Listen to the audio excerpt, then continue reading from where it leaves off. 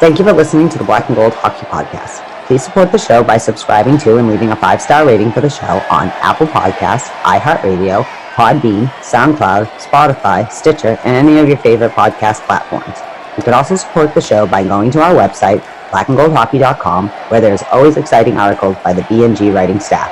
While you're there, don't forget to click on the fanatics.com banner for a great sports fan shopping experience. Hey, are you done yet? We gotta start the show.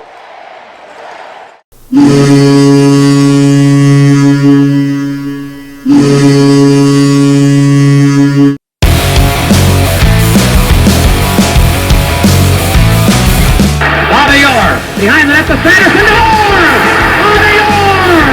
Allred from the Boston Bruins! 30 seconds left in the period. The Bruins are shorthanded. Ray Bourque from the face-off circle to the right of Reggie Whitman, fired it down, and Whitmore blew it. Did he ever? To Bergeron on the drive, save, rebound, he's loose, Sagan kicks him loose, Bergeron scores! The Priest Bergeron, with the point of the dagger in their throats, they rip it out of Toronto's hands and kill the beast! The Boston Bruins have won it after being 3 down in the third!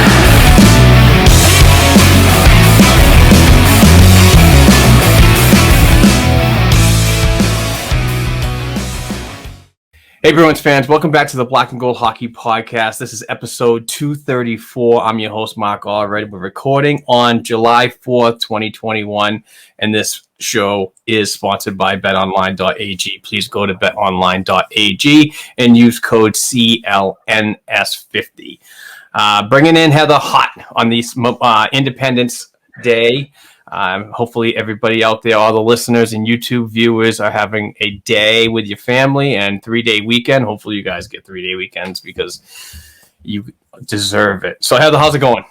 It's going all right. I just want to add on to that, say happy Independence Day to the most revolutionary, industrialized, badass nation in the world. We are lucky to live in an awesome multicultural society. I had the best professor once that said America's not a melting pot, it's like a salad. You might not like everything in the salad, but it's not a salad without everything in it. And I just hope everyone has fun, enjoys maybe a little more farm freedom now that things are looking generally up in the whole pandemic thing. Be kind to one another, and let's all take a breath, man. And remember, we all friggin' love the same damn country, and we're supposed to love each other. So love each other, party, don't party. Get rained on, don't get rained on, just whatever. Everyone be safe and happy and be like, yeah, damn it, we made it. America. Yes, America. Fuck yeah. Yeah, goddamn right it is.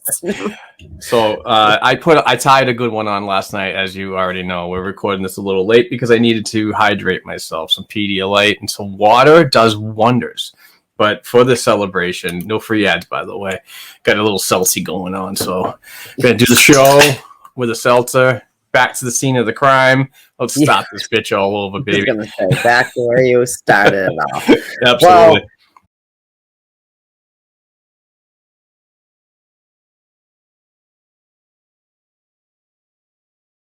Woo! Let's kick this one off with a boomer.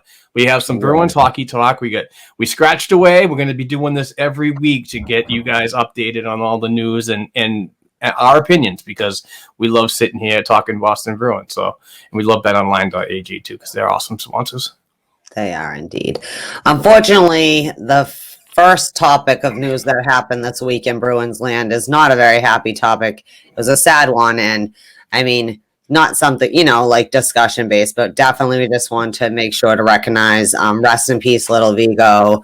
David Pasternak and his girlfriend, Rebecca Rolson, lost their son after a couple days of life. As Pastor said, now they have an angel that they call son. It's really sad, and we would be remiss if we didn't start with, unfortunately, the tragic stuff that started at the beginning of the week with this team. And can't imagine. I have had some friends that have had to go through it, so just hopefully they're surrounded by their friends and family, and, everyone's respecting their privacy to let them mourn. And, I don't know, our hearts go out to them. That's all. Yeah, it was very sad news. It really hit me hard because this is my favorite team. He's one of my favorite favorite players, and he's just league known for being a world class talent. But life is beyond the game, and this is like real hit home stuff for friends and family of the Pasternaks and Rebecca, and we do want to grant their request to be alone for this time of grieving and so on, and totally respect that.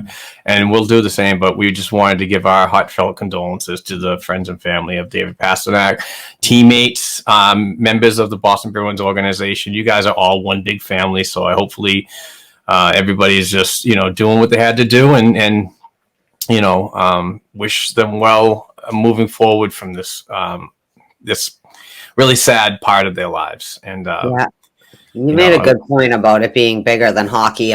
But one thing I do have to say is the outpouring on just social media from the other teams and players and just fans of other teams and stuff. I mean, that goes to show you, right? Everyone always says hockey's a big family, and it really is. And there are things bigger than, goals and shit like that. So, yeah, that sucks. And unfortunately, but we obviously couldn't not say send our love, because that would just be wrong to not even give it a mention. You know what I mean? So anyways, that's it. We love you guys. Absolutely. All right. We're going next. All right. What's our first topic? Oh, your boy Trent Frederick was in the news, gave a little presser this week after his contract. We did talk about he got a 2-year contract, right? A little over $1 million a year, little bump, but not like giant bump from his previous salary, even though some people were melting down about it. And what did you think about thoughts of Trent Frederick? Just like his answers to some of the questions of his expectations for himself or what people are expecting of him going forward. One thing that I wanted to talk about was the strange sickness that was going that he was talking about, that he didn't quite know what it was. It wasn't COVID related, but it was a high temp, throwing up kind of thing. It was just weird that he couldn't give a defined answer on that. But moving forward, I thought there was a lot of good positives from his conversation with Sofia Yurskovic. Yeah. Oh, I was close. Maybe. All right. The interview that she did with him post contract signing or extension, whatever you want to call it. There was a lot of positives out of it. I thought that Trent, Sofia asked him if the team asked him to work on some things over the summer, and he came back and said, yeah, of course there was some feedback, maybe some positive, maybe some negative, but that's the driving force behind a professional hockey player is your willingness to get better when you have a tough season, and the hate train comes through you like Twitter does most of the time. And you try to reflect all that stuff and work harder and try to put it all together and secure a roster spot next year, because it is a one-way deal. I believe he's going to be in the mix after training camp and the first days of hockey in October of 21. But he's going to be on a short leash, I mean, go out there, run around, and do what you got to do to be that aggressive player on the fourth line, either the wing or the center, and contribute, make impacts. I don't want to see him just running around being that goon type player, air quotes there, and try to get penalties when we weren't good on the penalty kill at all in the playoffs and towards the end of the season. So I want to see them better at just stupid penalties. It's just ridiculous. So if he can address all that and just become that more all round player that we need, I think he's going to be okay. Yeah, I think it's interesting. This kind of goes back to we talk about often that some of these kids are in a position where they also need to show them that, you like Trent Frederick, you cost $1 million. Why should I let you stay here and be on this roster rather than just go out and get me another $1 million player? You know what I mean? That maybe is a little more developed. So it'll be interesting, not just for Frederick, but some of those other guys, especially the contentious early drafts of the Sweeney, those players, to see what comes of it. But I mean, he seemed up to, I'm sure they had stuff to talk to him about, you know what I mean? Cause like, even if you think about it right now, I mean, I know like we don't have Chris Wagner signed, but as of now, like you're still trying to be, I thought Wagner was a free agent. UFA. He's not. Well, anyways, what I'm saying is like, those are the players they're going to have to compete with. Like at least with Wagner, you know, he has experience and you know what he can do. Like we still don't know what these young players can do. So they really are going to have to up their game to see about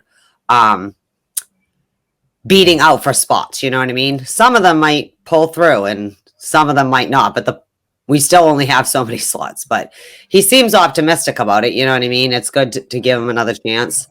Wagner's got 2 years. No, who am I thinking of? Sean Corrali then probably. Yes, Corral. I was just going to touch on that. Yeah. I believe that this was kind of an insurance policy for the Boston Bruins signing Trent, because I don't believe that they are going to come to terms with Sean Corali. I think the project with Corali and the bottom six role that he played is pretty much over, because the last 2 years I have not seen anything pleasant. I mean, he's a complimentary player, and the guy goes out there and works hard. There's no doubt, but there's parts of his game that he's losing. The first 2 years, I was really excited about Sean Corali. The last 2 years, I have not. And in those first 2 years, that bottom six had somewhat of an identity. You matched up against your opposing top lines much better. But lately, we're not seeing that anymore. It's really lost. And you know, when you talk about Wagner and so on, he did bring up, and I know we talk about it a lot, but the emotional side of this pandemic and going through it has been tough for him. So I mean, there's so many avenues that could go on in somebody's life right now, and reasons for struggle. But you know, the Corali and Wagner it's just wow. It's just what a downturn. But I would say Corali more than Wagner, definitely. Yeah, absolutely, noticeably, yeah. So I just don't see the Bruins bringing Corali back.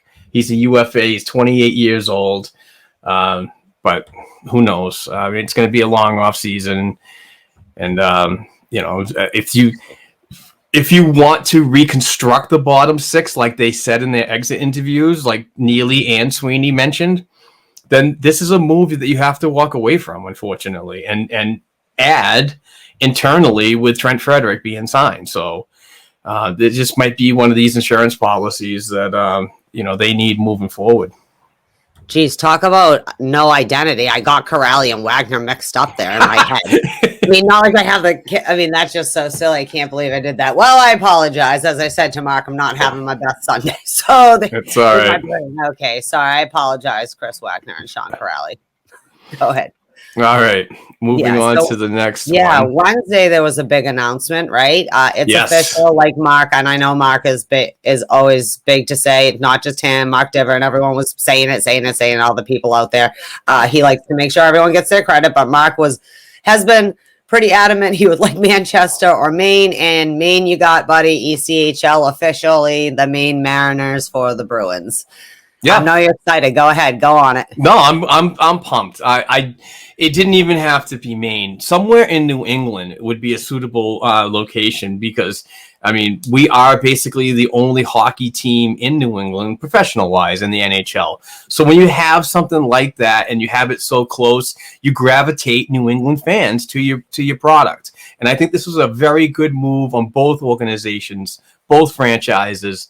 And kudos to former NHL player Daniel Briere and the head coach and GM, which is actually Colby Armstrong's brother. I don't remember his name right now, but they worked out a deal with the Boston Bruins to have their AA minor pro affiliate, the East Coast Hockey League affiliate, in Maine. So Portland, Maine, welcome back to an affiliation with the Boston Bruins. Boston did have an American Hockey League affiliation called the Maine Mariners back when they took over after the Philadelphia Flyers originally had their prospects go to Portland. And I think it was a short tenure. It was from 1987, I think, 86 or to 1992. So Welcome back to the Portland, Maine area. We are really excited to cover this team, not only on the podcast, but at the blackandgoldhockey.com website. We've already brought on 3 or 4 new writers to cover the Maine Mariners. We're hopefully going to get credentialed. I'm reaching out to the organization next week after the holidays and, pretty much let the organization get the excitement out of this system and what has to be done so far. So when they get a little more relaxed, I'll reach out and see what we can do for getting some of these people that are writing for us now that live around the Portland area to get them involved in player interviews and write some articles and not only in an effort to increase our stuff, but also give the knowledge to what's going on at this level of the Boston Bruins organization to the Boston Bruins fans out there. So we're doing our best to complete that mission, and we're going to be coming at it hard because we do cover all levels of the NHL club. Yeah, and I think it's important, like we talked about, like maybe the ECHL doesn't always mean that there is Bruins players necessarily on there. That's just where the Bruins players would go and that deep. But I think for hockey fans, it's exciting because sometimes in the ECHL, you do have little diamonds in the rough that someday you will see at the higher levels. And, just kind of a fun little thing. You know what I mean? That's just me. But. Yeah, no. And if I'm hearing a lot of things about how the CBA is going to be structured in the future.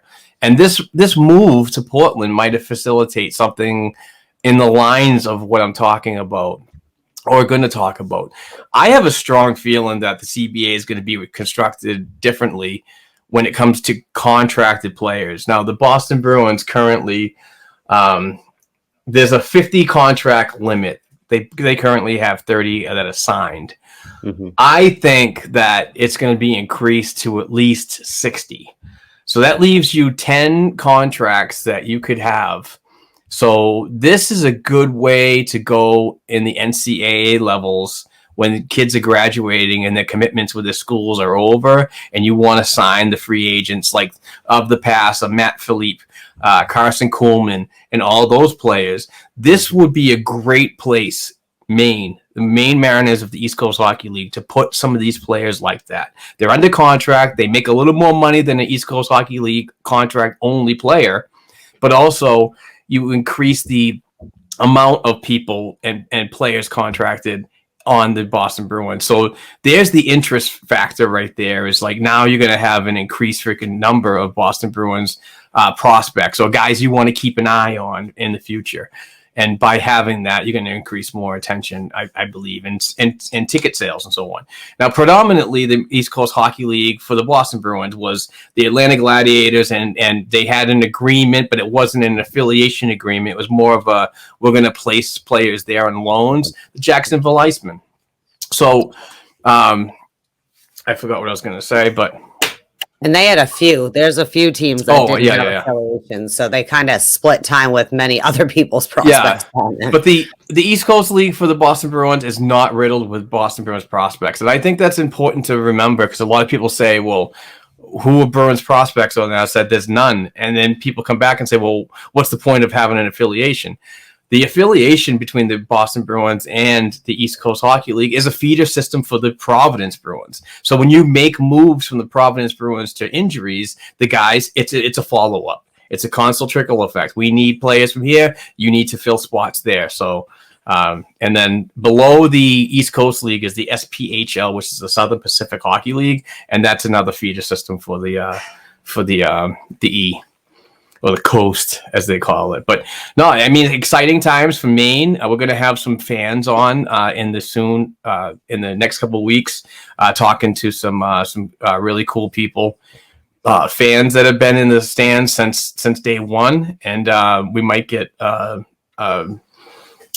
Jeff Mannix. He's a play-by-play guy from Maine, and we might have him on to talk about that because he had a big part in the discussions over on the Bruins Diehards podcast, which is sneaking back into my favorites recently. I really like that program. You know, John has done a good job bringing on Jeff, and it's good listen. So Might have him on.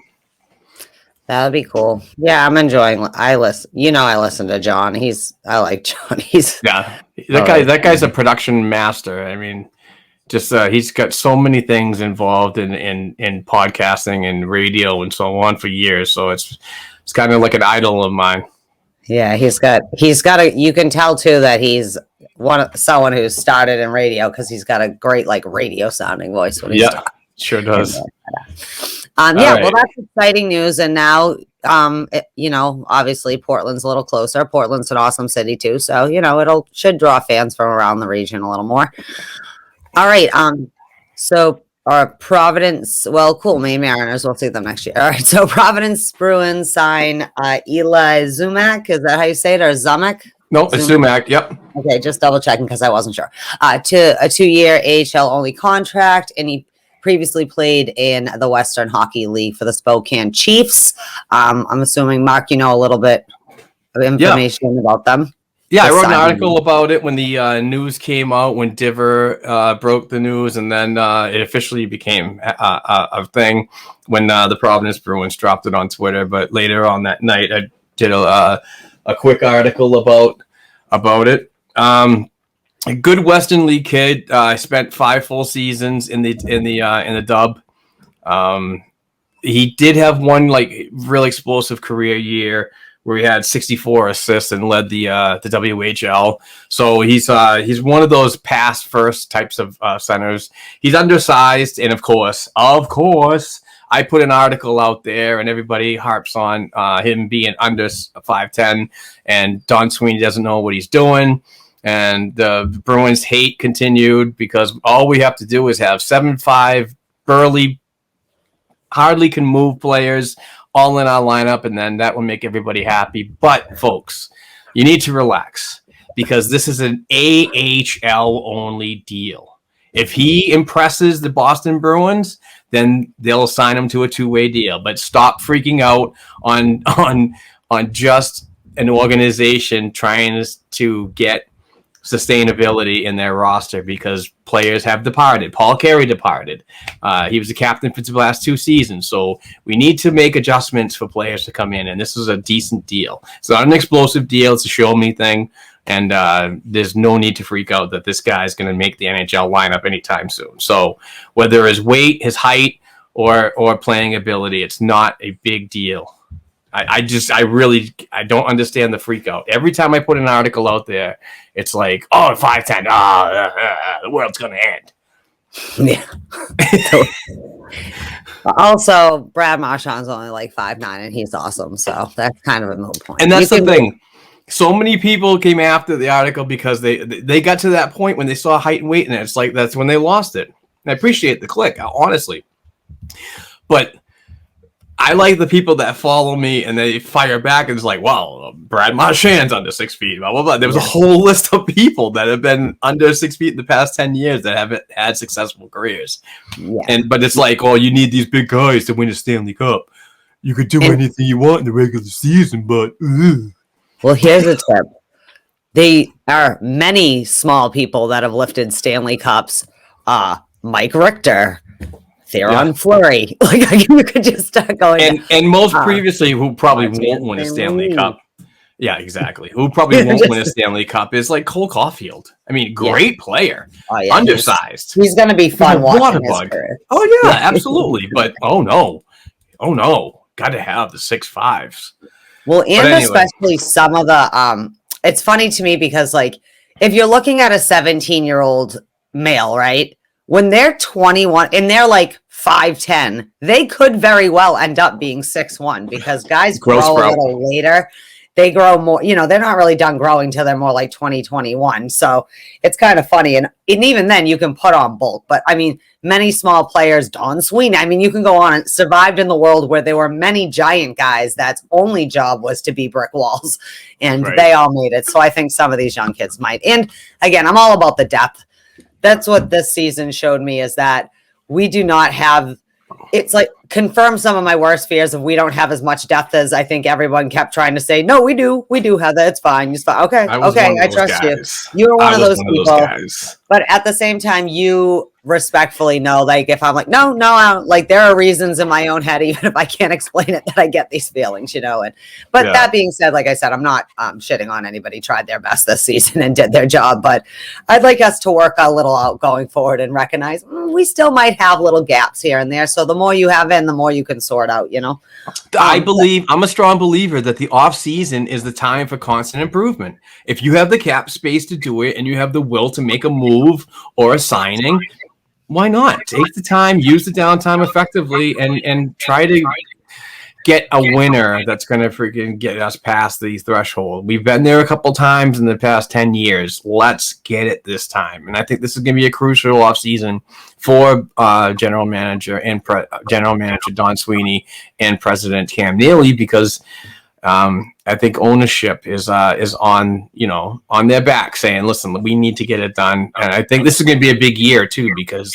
everybody's getting back into the stands and so on. The Jacobs family company is going to be back on track with the concessions and so on, as the world continues to open up in these facilities where sports and everything's related. So, and then they can make their money. But I think, though, it's also a sign, too, because, like you said, they don't, especially the bottom six, has to figure out what the hell. Because you figure if you don't re-sign Krejci, you're probably going to go get another person, even like a Craig Smith kind of signing to try and help shore up for like experience and a little more there. But the guys, it seems to me then that means there's some of the people who are been in Providence, they do have hope will fill some of the gaps and they're going to pull them up. But like you said, you can't, every time someone makes the Boston Bruins, the Providence Bruins still need people down there for a full team too. So if this Eli guy is someone they think can make it work, then cool. Heather, this is probably a guy that could spend at least one season out of that 2-year deal in Maine, So, yeah. I mean, it's a great place to go to get that physicality aspect of developing. You want to know what a pro league is like, coming out of the dub, coming out of the NCAA hockey, coming out of European hockey. The East Coast League is a great place to start.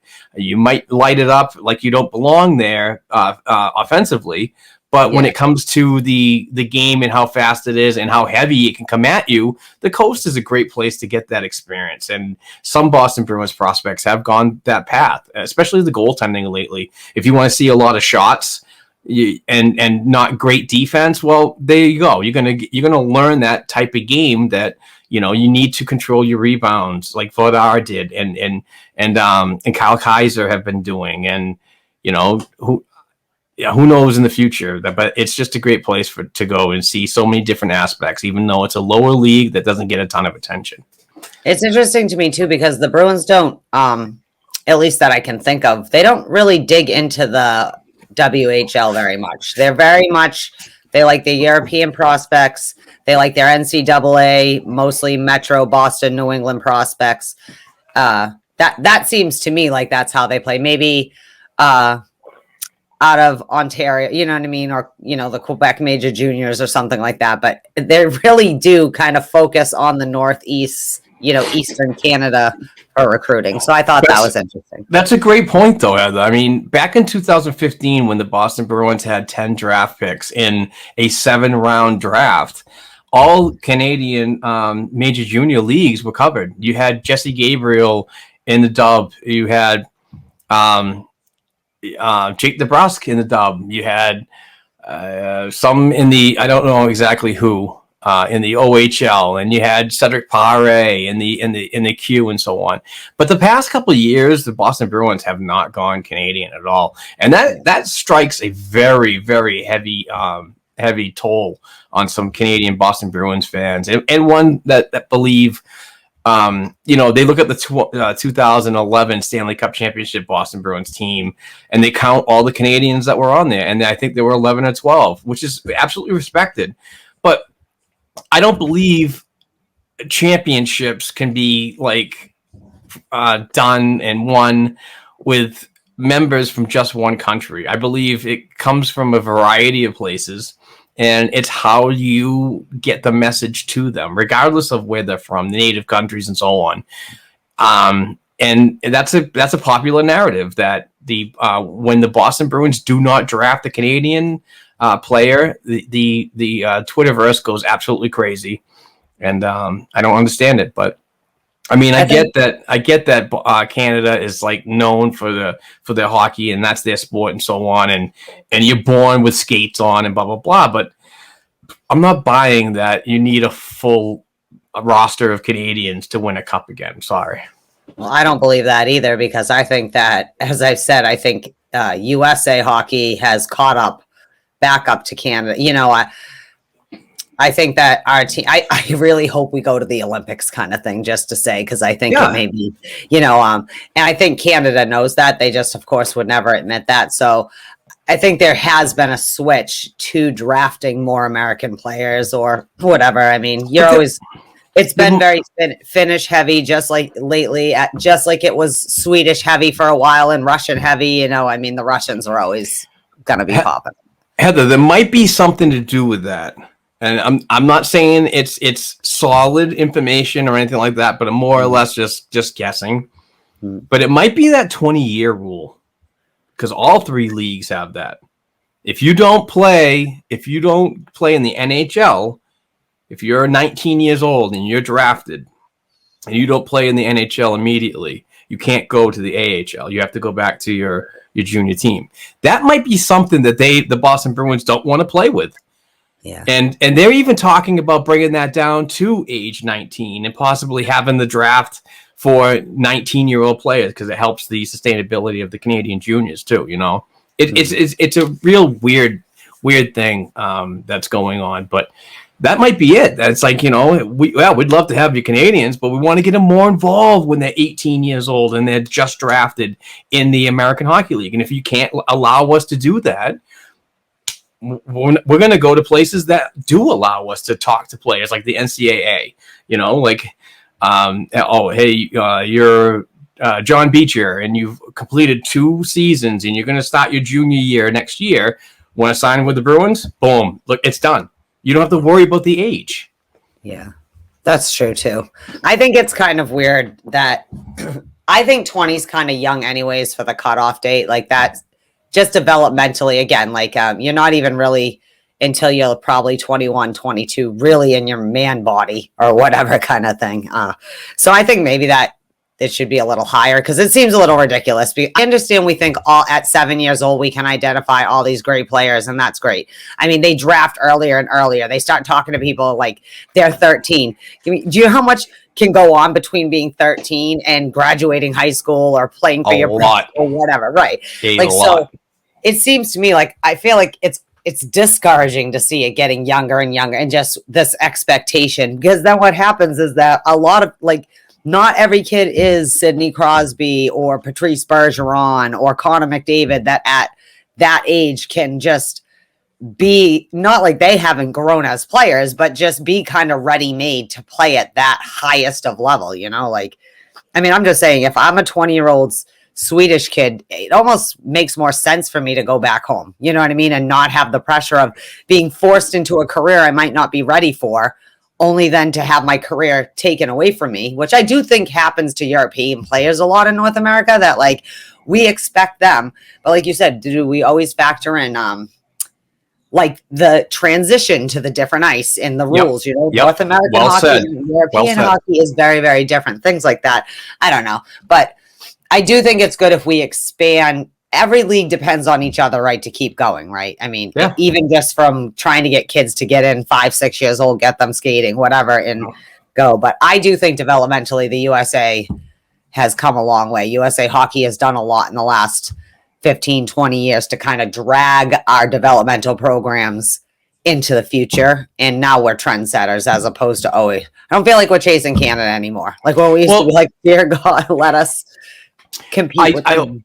I do want to elaborate before we go on to our next topic on this conversation. I do believe that Canada does do proper development, and probably the best in the world.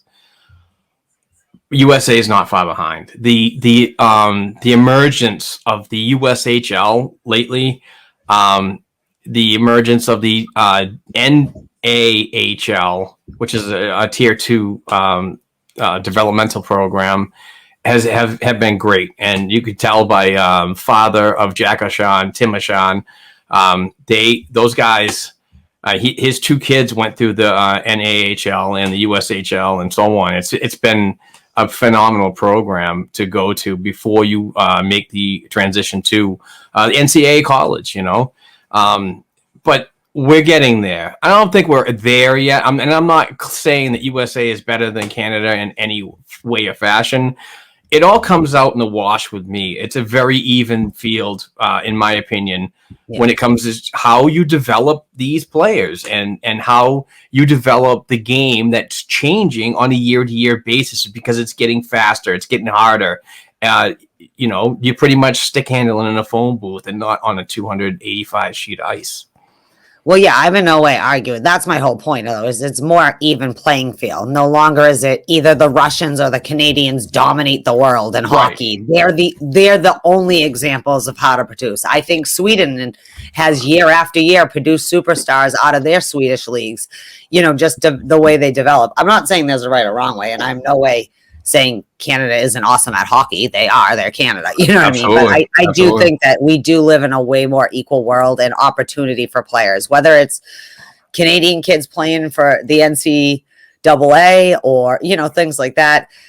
Hockey, the world's gotten smaller with technology and stuff over the last 20 years. But also I feel like we've all gotten more dependent on each other. Like it's important.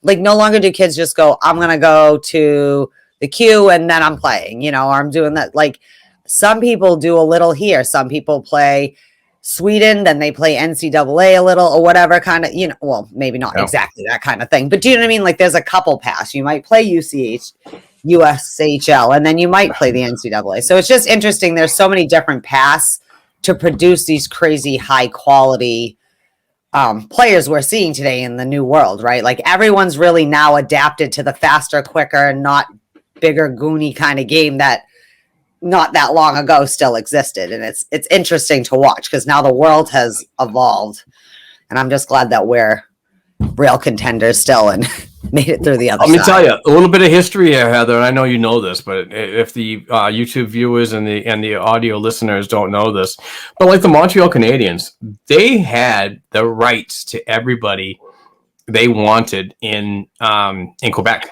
Yeah, like Jean Beliveau, Guy Lafleur, all these guys, they pretty much like bought the league just to get one player. They had that much power in Quebec, so I mean, there's no doubt that Canada puts out tremendous talent. But again, I want to just circle around that building a team on one country's roster and so on is just not. I don't think that's the proper narrative to throw attacks and so on. That you need this, you need that. Well, no, you need a freaking GM that could draft properly. You need a GM that could put the roster together. You need a coach that sends a message. There's so many moving factors into all this decision making that doesn't always come out in the wash at the end of the year. So yeah, well, where a player's from has nothing to do with if they are right for a system, buy into, have good chemistry with their teammates. Like it doesn't matter. You know what I mean? Yep. You could put 20 Americans on a team and half of them could hate each other. Like it really doesn't matter that way. It just means they might have had more similar. But even just within a country, right? Like you could, a kid that's playing hockey in Michigan's hockey experience isn't the same as it is a kid in Maine. It's going to be very similar, but it's a different kind of thing. You know what I mean? Like high school hockey is giant in some places where NCAA is the bigger draw, or private schools. Like in our area, we have a lot of very known private schools that are absolutely get a lot of attention, Exeter and Governor and stuff like that. Actually within like a half-hour drive, we probably have 6 of the top, or 6 to 10. I don't know. We have a lot of very close prep schools that just are the creme de la creme. Cushing's like an hour and 10 away, but what do you want to do? Yeah, you got a bunch of players from Boston and Minnesota. Yeah, that's gonna work. I love that movie. Yeah, Miracle. If you guys didn't get it, shout out Harvey Brooks. All right, let's move on to a topic, huh? All right. So what do we say here? Per Dominic Tiano on Twitter, this is Andre Kasha. We hardly ever knew you.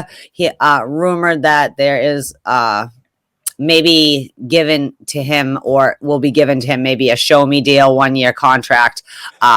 We've barely even seen Kasha. I'm one of those people who refuse to shit on him or care if he stays or goes just because we haven't seen him. Richie commented that he's doing better or something like that. Obviously, Richie is probably the Bruin that knows him most because they were teammates in Anaheim. Yes, correct. But what do you think about that? Because I can't be an Andre Kasha hater because you can't hate someone who's injured. Do you know what I mean? But I also don't love the idea of signing someone who's been injured for 3 seasons almost between here and Anaheim. First and foremost, if you're on Twitter, please follow Dom Tiano at Dom Tiano. He does a fantastic job. Much like puckpedia.com and capfriendly.com. But when it comes to what Bruins cap space relatable information, Dom's a really good guy to do this and so on. So he's solid. So give him a follow. Not a big fan of this. And please, listeners, viewers, it's not about an injured player to me. It's just, it's not working out. Is it really worth the risk of bringing it back? I don't believe that the Bruins should give him a qualifying offer, because the qualifying offer that Dom was saying that the Bruins have to at least meet is for Andre to take the deal. It's a little too much for me to grasp. Honestly, I really think that the way that the Boston Bruins are going to work over this offseason, that Kasha is a piece that we can move on from and save the roster spot for somebody else, either via trade, either internally from Providence, i.e. Jack Sedika, if you want to bring him up. There's so many avenues that we can explore, but I just don't think that this is a good idea to bring an injured player back on, because you don't know if he's going to last a whole season. I'm always a go for the comeback kid and so on, but we've seen this too many times in Andre when he's, trying to get back in the lineup and unsuccessfully happens because he gets injured again. I don't know. I want to see this guy have a career and continue his career healthy and so on, but I just don't think that should be in Boston. I think that another team should take a flyer on him, somebody that's got the roster, the cap space and so on, and willing to take a chance. So it's a no for me, but we're not in the room. We're not doing this and that, blah, blah, blah. So, who knows? They probably will do it and then watch him come out and have a 30-goal season and everybody shit on me. Well, I was going to say, it's a weird one with Andre Kasha because it really hasn't worked out in Boston. But not in the way of, like, at the beginning of last season, we were kind of all over Richie, like, what will he do when the season starts? Because what we had seen of him. But more in the, we haven't seen enough of you, so all you can do is focus on the injuries kind of thing. And it's always unfair to, like, crap on a player for always being injured. But at the same time, what are we doing? Like, what is the point? I think Andre Kasha might have been okay here. Obviously he hasn't played. So it does seem ridiculous at this point, given it was a pretty high qualifying number too, for a guy that has been just the way, seasons go, he'd be qualified for that. But I don't know, if it's hard for me if we're struggling to continue to pay Jake DeBruskis $3 million or whatever to give Andre Kasha $3 million or whatever, $4 million, whatever the heck it was kind of high.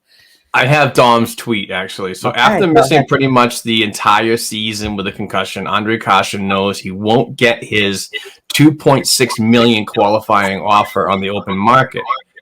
And the NHL Bruins would be foolish to offer it. Agreed on that, Dom.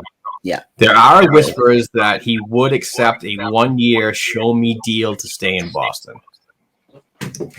Yeah, but could that be because he doesn't have value right now? As of now, he doesn't have enough, and it's been so long. He's kind of like Kevin Miller, right?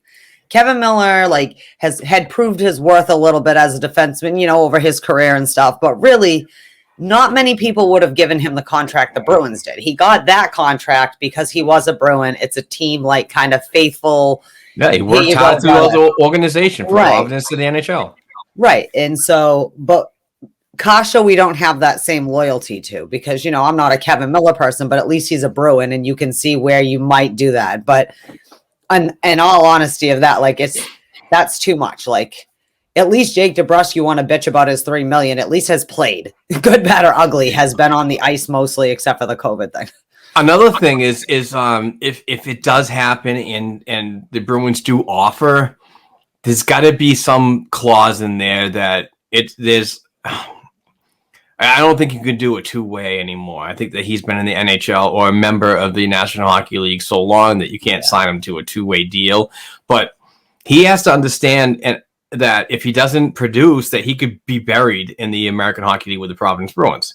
The suck thing about that, Heather, listeners and YouTube viewers, is that the cap does stick with the Boston Bruins when he does go down to the AHL. There is a percentage that is knocked off. It's not the complete dollar value, though. So it really doesn't...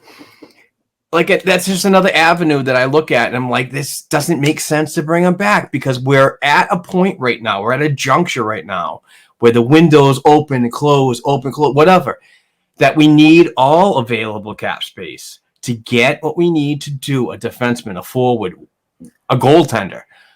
We need to move forward with all the cap space that we need and put a roster accordingly together to win a championship.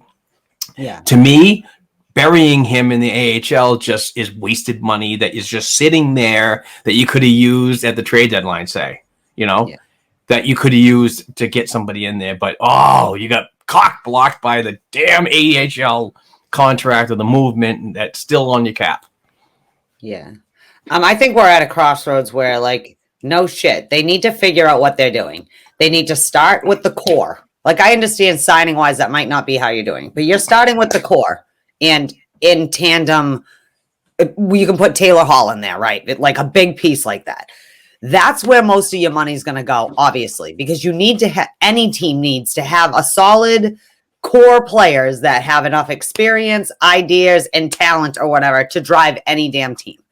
What they really also need to figure out is, like I said, who is actually really going to ever be a Boston Bruin? If not, we need to start dumping some of these. We hoarded prospects and got rid of picks so much for so long, whether we were giving picks away or giving prospects away for a bag of gum or whatever.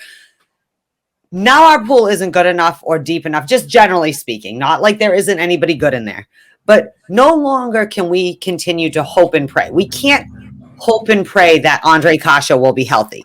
And he might get healthy and score 20 goals, but you don't know that. Do you know what I mean? Just like with Kevin Miller, it was such a low bar for him to jump over to get his money because they knew it would be any higher of a bar. That guy was probably not going to get his last and that was really what that was supposed to be, is a last good money contract for him or whatever. But we can no longer hope and pray that Jack Studnicka can be a second line center or whatever. I don't know. Those kids, they move around, but wherever they want to go, just for the same reason they finally let Anders Bjork go to Buffalo. That was part of what took to get Taylor Hall here. Great. Good.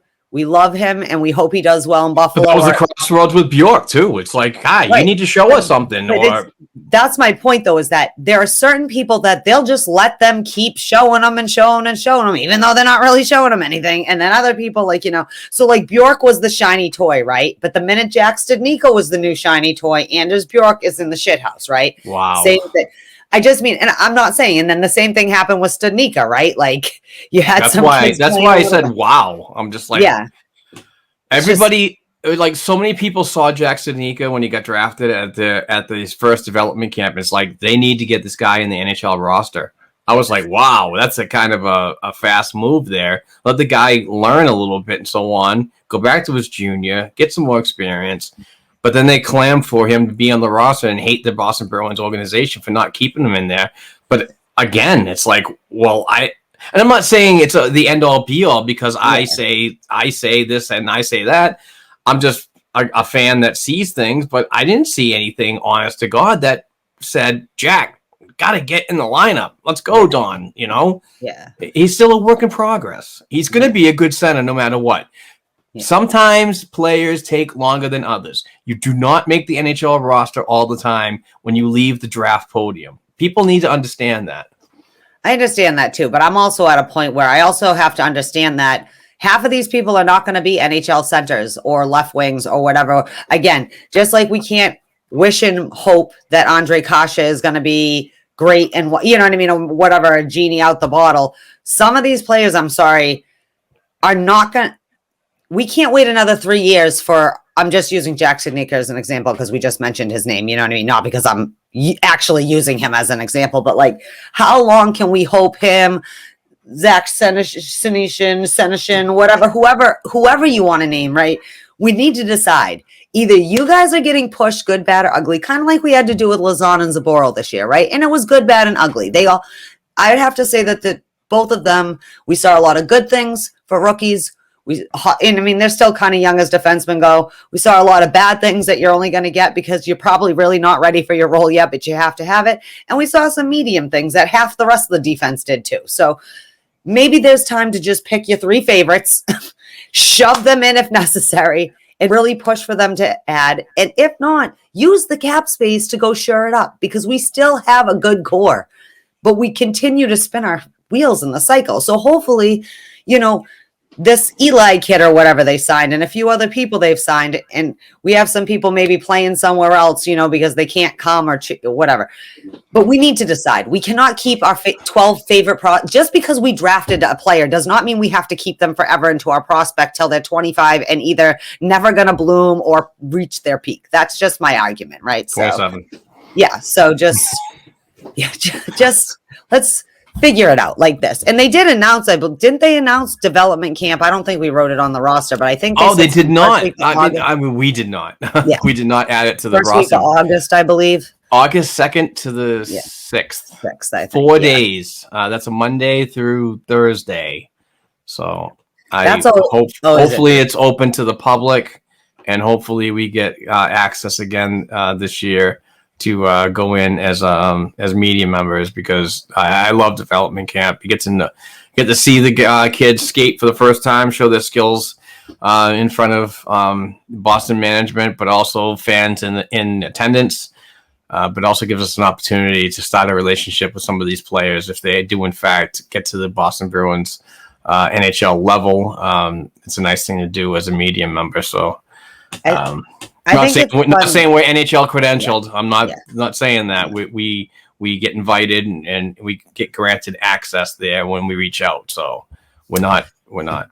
I always think it's interesting to watch development camp and then go to like regular training camp if you get a chance, because sometimes you're watching the kids, you're like, yeah, man, I like these skills. And then you put them on the ice with like the people you would be competing for NHL contracts with. And it's always interesting. And it's interesting too, to watch some of like, the people who are still considered prospects, what they look like when you have some of these just outsiders come in and they're hustling and you're like, oh yeah, that happened. Remember that it was not that long ago, but remember like Dan Vladar looked giant. Like when he was on that, you were just like, look at this bad boy, like him and Euro out there, like, holy shit, we have biggest, and it was interesting. And like, you watch like all 3 goalies out there together doing things. And it's kind of fun to watch, and then you can kind of go, okay, you're going back to wherever you came from. Have fun in college. We'll see you in Providence. And now we can say maybe we'll see you in Maine if they expand the contracts allowed, of course. All right. So what do we got going here? What's going on? Okay. This was just a quick thing that the NHL Awards finished up. McDavid, whatever. Shocker. Yeah, shocker. But what did they say? He's only the second person ever to get 100%. The votes. Yeah. That's interesting. I'm assuming Gretzky was the other person. Is it? I don't know. I don't remember. But that was interesting. But interesting to me was more for us. Brad Marchand made first All-Star again on the first All-Star team, which that's because everybody secretly loves Brad. That's because he's freaking awesome.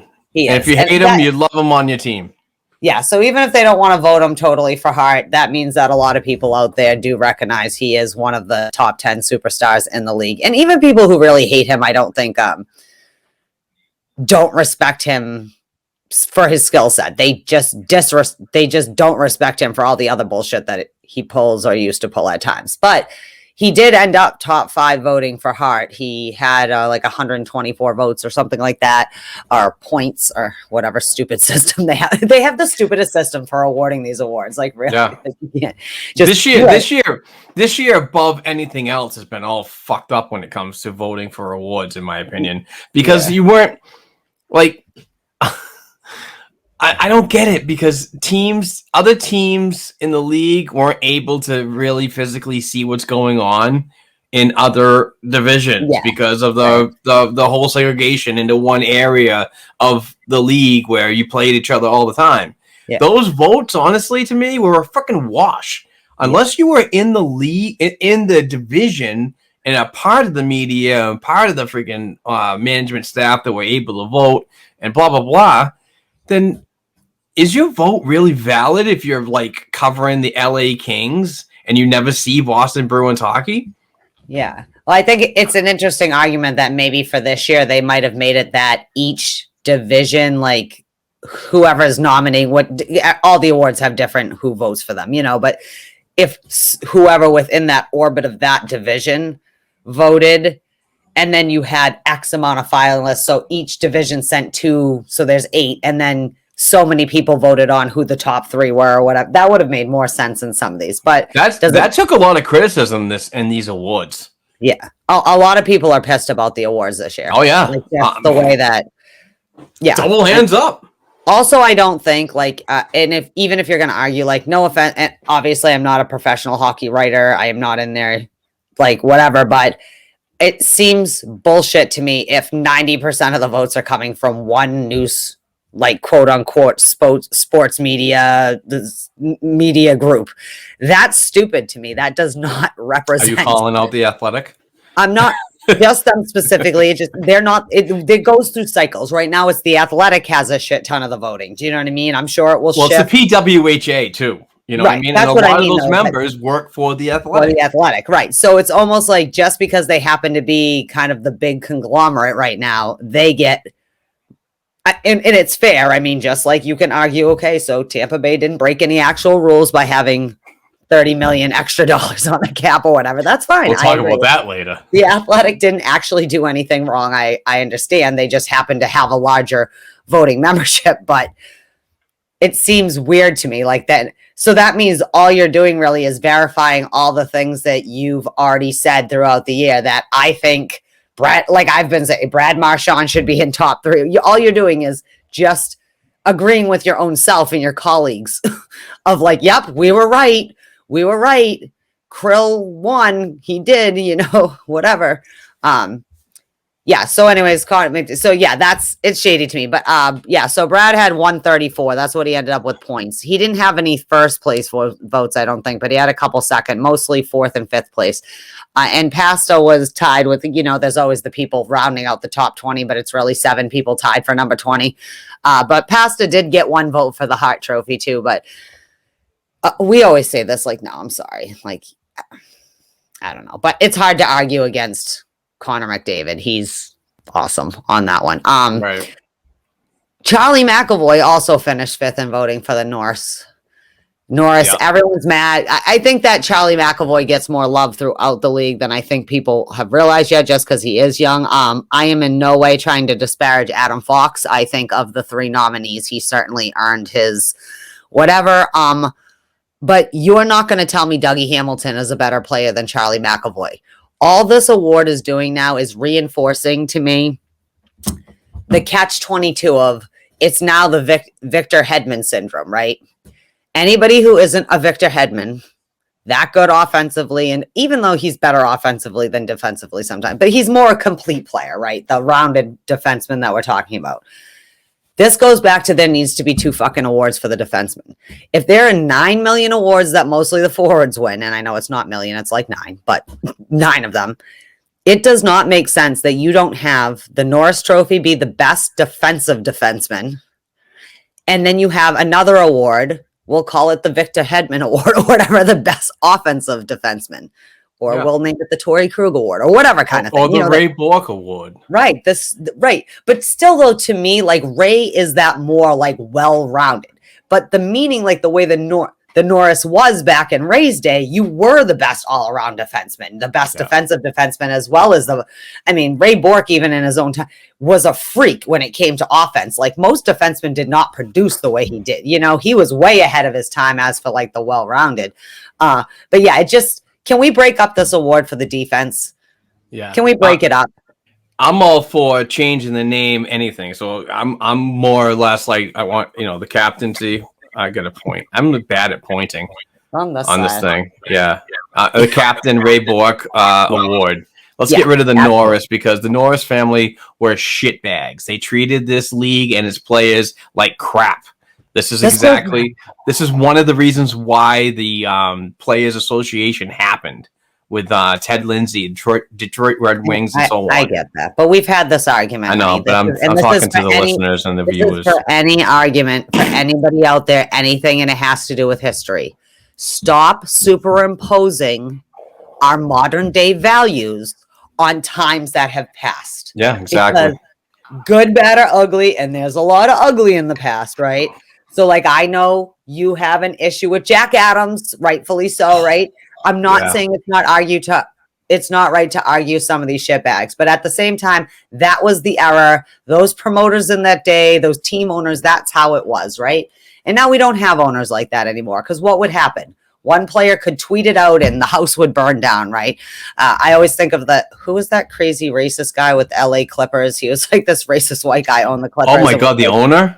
Yeah, do you remember that? And he promptly got fired, because there are codes of conduct now of how owners have to conduct themselves, and management does when they're did it. That doesn't mean I think those people weren't shitty, but we also can't erase them from the foundations of said sports. So let's analyze them as they should be, but we can't go back and make people not be less racist or less assholes or whatever it is. Like, we can't go back to 1925 and be like, look, you little shitbags forming this league. We'd like you to not, let it be a big deal still, even in 2020. You know what I mean? If we draft an African-American player, can we just make it, we're drafting the best players and it not be a big deal kind of thing? That's just that, but you always do that. But anyways, Charlie McAvoy, I think he's making a lot of noise, not just here, and he'll get a Norris sooner or later. Or I like that though. Well, how about we compromise? We can keep the history, right? The Norris Trophy, even though a lot of these trophies were invented in the last 40 years, and we could really name them whatever we wanted. They just were picking and then, like you said, make an offensive defenseman award called the. I'm all for it. Award. I'm all for it. All right, I'll talk to the Athletic and see if we can swing a deal with all those members that vote. Yeah, we got it. But anyway, it is our half midway point where we bring on our friend Bruce Sullivan from Boston Sports and Music Memorabilia to talk about the things that he has on sale in his collection when it comes to Boston Bruins items, hand-signed items from former and current players from the Boston Bruins organization. So we will hear from Bruce and be right back.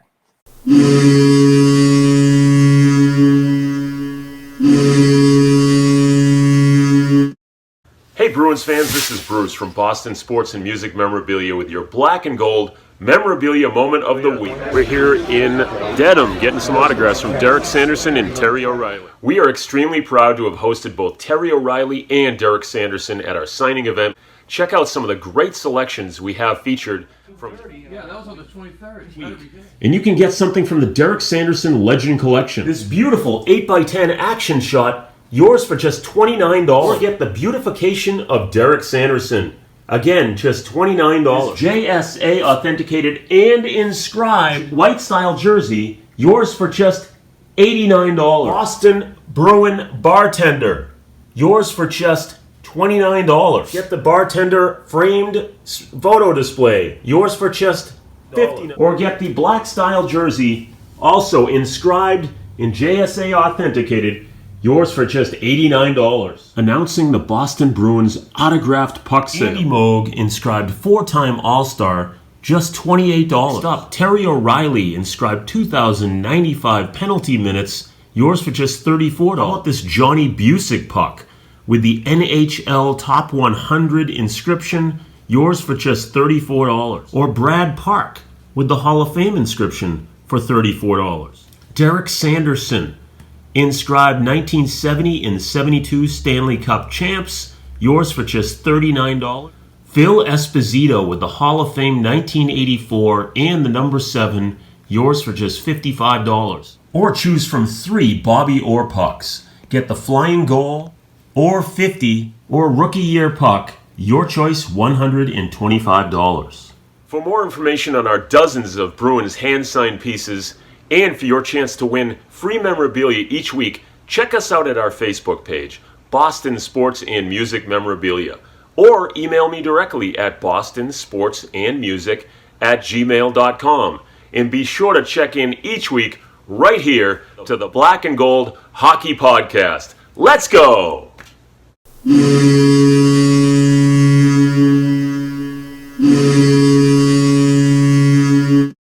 What's up, Bruins fans? We are back. We just heard from the awesome Bruce Sullivan from Boston Sports and Music Memorabilia. Please, like he said in the commercial, please go to the Facebook and give him a follow. Give the page a follow. Follow the group. He does so many different things, all different sports. He has a great collection of hand-signed stuff. So, or send him an email. Definitely send him an email and see if he's got anything, or he can get in touch with somebody to get you a product. He's good like that. So, but anyway, we're back. We're going to be diving into some more Boston Bruins news and a little unfortunate news coming into the week. There's going to be some changes on the bench, and including a value, in my opinion, a valued member when it comes to the translation of the game to a younger member, and a real good developmental coach, in my opinion, is Jay Pandolfo. I think he's done a fantastic job with the Boston Bruins organization, but unfortunately, he's going on to greener pastures. The Burlington, Massachusetts native is heading back to his alma mater, Boston University Terriers. So congratulations to Jay, and a tremendous person. I've had the opportunity to talk to him several times during Bruins development camps when I was invited as a media member, and he's just a real class act, and he knows the game. Just retired not too long ago in 2014. So the coaching thing is obviously in his blood, and he wants to get better at it. So I'm not saying he did a terrible job with the Boston Bruins, but maybe going back and starting again and trying to get to a coaching role is in his future. And I think that's a definite possibility. So I think sometimes too, people who have the coaching mind like to change it up every now and then too. And they kind of do go from being like developed, in the AHL or whatever, and bounce back and forth every now and then, because I think it expands their coaching resume in the way that they get to be students of the game from different aspects, and they can see how the young kids are doing it versus, like Jay Pandolfo is a good example because he hasn't been retired that long, right? So some of the people who are playing today were his peers, and he can gauge how things are changing. But, say you go back to, go to BU as alma mater, go back, and which at least I'm happy he's going to BU. Like, that's all I could think of. Like, at least, I mean, it'll be good for them. I knew you'd like this one. For their coach. But yeah, he's a homeboy. I worked with a guy that used to coach him at like youth hockey when he was little, and they always call it the Jay Pandolfo rule. Like, I understand everybody thinks their kid's going to the NHL from the Knights, but unless they're Jay Pandolfo, they're not. Like, unless you are that much more elite than those around you every single year, you're not going to be able to tell if an 8-year-old, if your 8-year-old skating with the 12-year-olds and they're sticking out because they're better, then we'll talk. Other than that, just let your kid be a squirt. Chill out. They're not Jay Pandolfo. That's what he used to say.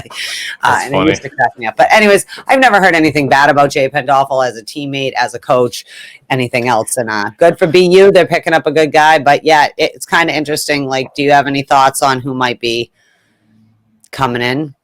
I don't. Well, there's a lot of rumors floating around, and a lot of them are gravitated towards the jump from the AHL to the NHL, and somebody that Bruce Cassidy worked with most recently down in Providence, and that's Jay Leach. Jay Leach has been a fantastic coach. Just look at the record in the past in his tenure since taking over the bench boss. His win-loss record is impeccable at that level. And he relates so well to younger players. Zach Senyshyn and Jack Studnicka and so on, when they get the call up, he is in their mentions because he's so impactful to these younger players and a key asset to the Bruins' middle depth development. And I think he'd be a great candidate. But the thing is he's a defensive coach. And, Bruce Cassidy is predominantly a defensive, blah, blah, blah. But he also knows the game all around, all 12 skaters and 6 defensemen, whatever. So that is weird. I think that Leach could get it because he's gotten so much attention from the NHL level when other organizations are looking for coaches, because you hear it from Jeff Marek and Elliot Friedman that Jay Leach is in the mix when it comes down to interviews. And why not? I've heard his name a lot, right? Yeah, and why not? Because he's and Arizona, and he's been most recently with Pittsburgh. When they were looking for their, bench boss, he was involved, and he also Leach also has a relationship with the Pittsburgh organization because he, I believe, was an assistant with the Wilkes-Barre Scranton Penguins. So they, there's in-house scouting on his coaching character, but I don't know what's going to happen. So. It's weird. But if Jay Leach gets the job, who's next down in Providence? Is it Trent Whitfield, former Bruins member organization, but predominantly a Providence Bruins player and journeyman throughout the American Hockey League? Trent's a great guy too. He's got good offensive structure when it comes to the coaching staff. And Ryan Malmgren is also another one that is a tremendous coach, but who knows what goes on down there. I don't want to say, people should jump over opportunities when it comes to seniority, but I'm hearing a lot of Chris Kelly talk, even at the NHL level, to come in and take over for Jay Pandolfo's spot, or Chris Kelly could be the assistant coach to Trent Whitfield, or flip it around. Chris Kelly could be the head coach of the Providence Bruins in the future. So, and there's so many moving parts when it comes down to something like this, but it gives an opportunity for somebody that deserves it. And right now, in my opinion, I think Jay really deserves it, just because this team is going to get younger sooner or later. I think Bruce Cassidy relates better to younger players these days, and I think that a staff that can do that as well, like Jay Leach, and how many players Jay saw at the Providence level that are now in the NHL. It's just a great relationship that's so relatable when it comes down to this topic. So who knows? It's going to be interesting. I'm just throwing it out there. Zdeno Chara. That's a big hell no. Because you don't think he'll eventually be in the front offices in the Bruins? Eventually, sooner or later, but like let's just, I don't know. Another name that's being thrown out there, and I'm not going to mention who and what site, but I will say, because I don't do it for competitive, because they don't do it for us, is Mark Savard. Mark Savard is a good power play, good, special teams kind of coach that could, do something like that. I'm just saying that it's a possibility of a player like that. I'm not sure if a defenseman in the NHL, either returning or previous, like Chara, would fill that role where a coaching, like a forward. Pandolfo was a forward. He relates so much better to the forwards. Yeah, I can't see a defenseman coming in that just barely retired and teaching structure to forwards. I would think that there'd be a more defensive role for him. And that's Kevin Dean right now. Kevin Dean is your defensive coach. Yeah. Well, that's what I meant more is, I would think at some point he will probably be somewhere, probably an eventual GM of this team. You know what I mean? Just, he's got business mind and everything. I just thought for like a first coaching adventure, Mark Savard, you're preaching to the choir with Mark Savard. I know. But I do know that part of the reason he left St. Louis is because with his kids getting older and them having their draft years and stuff coming, and just the level kind of reinvesting. It's a lot. Not only as a player of Savard's kid's age, but as a parent. Yeah, so I'm not sure if he, like at this time, would be the one coming in. Chris Kelly to me seems like an interesting choice because he has had some roles around the league, working with younger players and stuff. Obviously, he had plenty of experience. And to me, that's part of eventually, I keep joking, eventually the whole 2011 team will have some kind of role in the Bruins organization. Shit. But I mean, if you want to keep that culture, who's better to have it than the people who set the standards of the culture? Over And there. that was another part of reason I half jokingly brought up Zdeno Chara, like bring him back. And just then we get another cycle of generation of these people who are really in. I think Leach is interesting too, because I mean, if he bumped, you know what I mean? Like if he moved up and we had a new Providence coach, is when Claude, when Jay came in and, whatever, Cassidy bumped up with Claude, right?